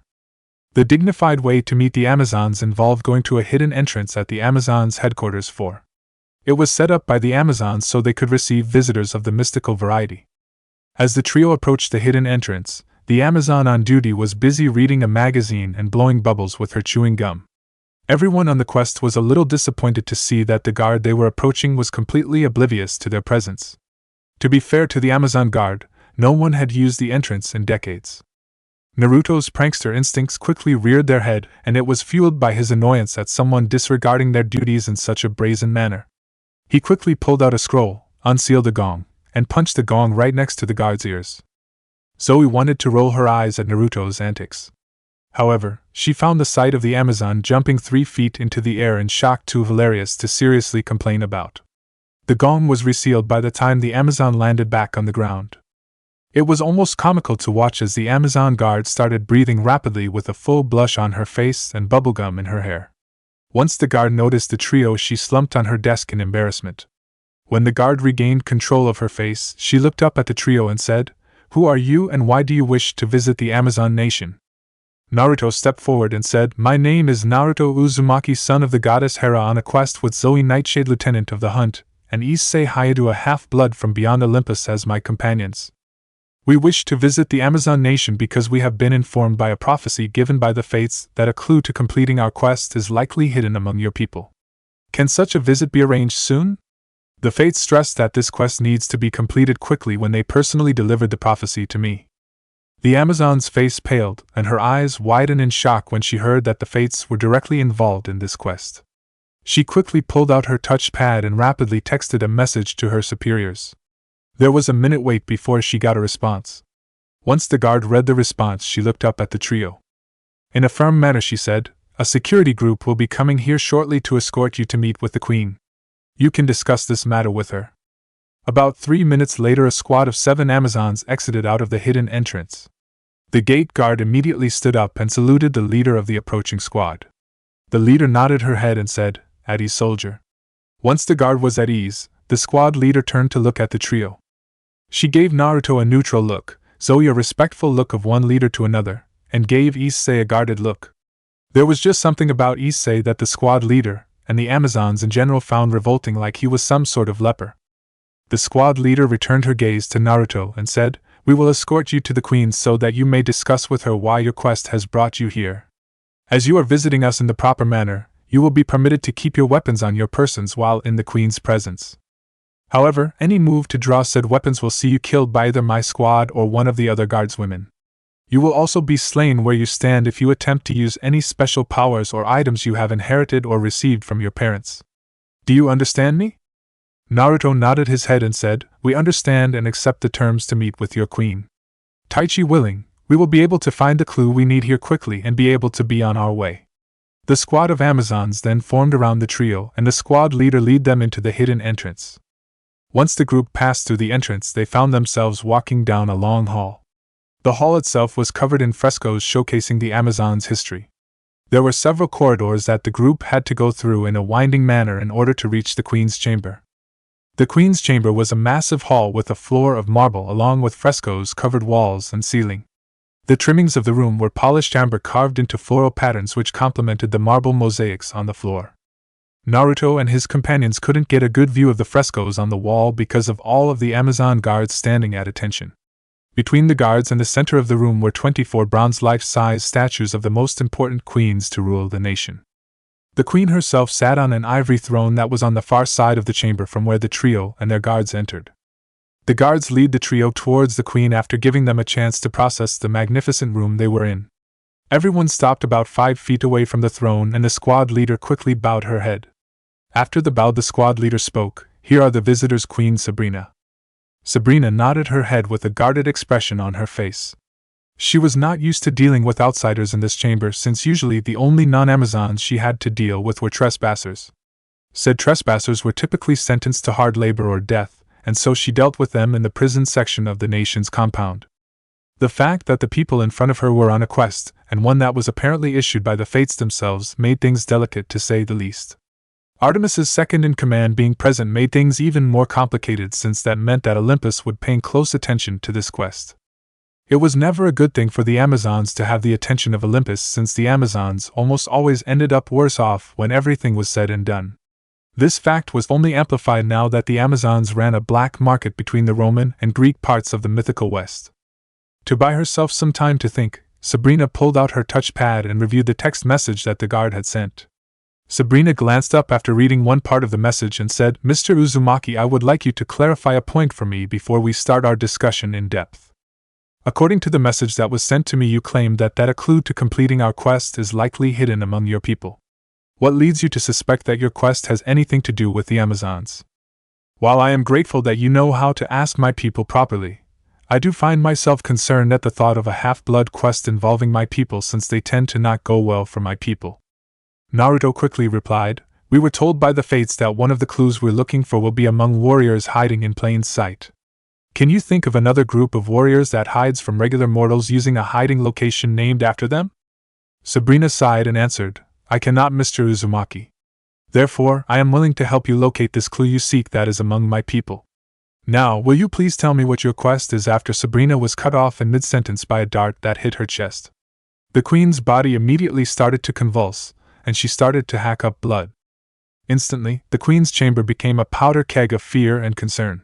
This powder keg exploded when one of the guards shouted out as Sabrina fell to the ground, "The queen has been assassinated." It was like a switch had been flipped as the fear and concern of the guards became rage and a desire for vengeance that was directed to the only target in the guards' sights. Unfortunately for the trio, they were the only target in sight for the Amazons.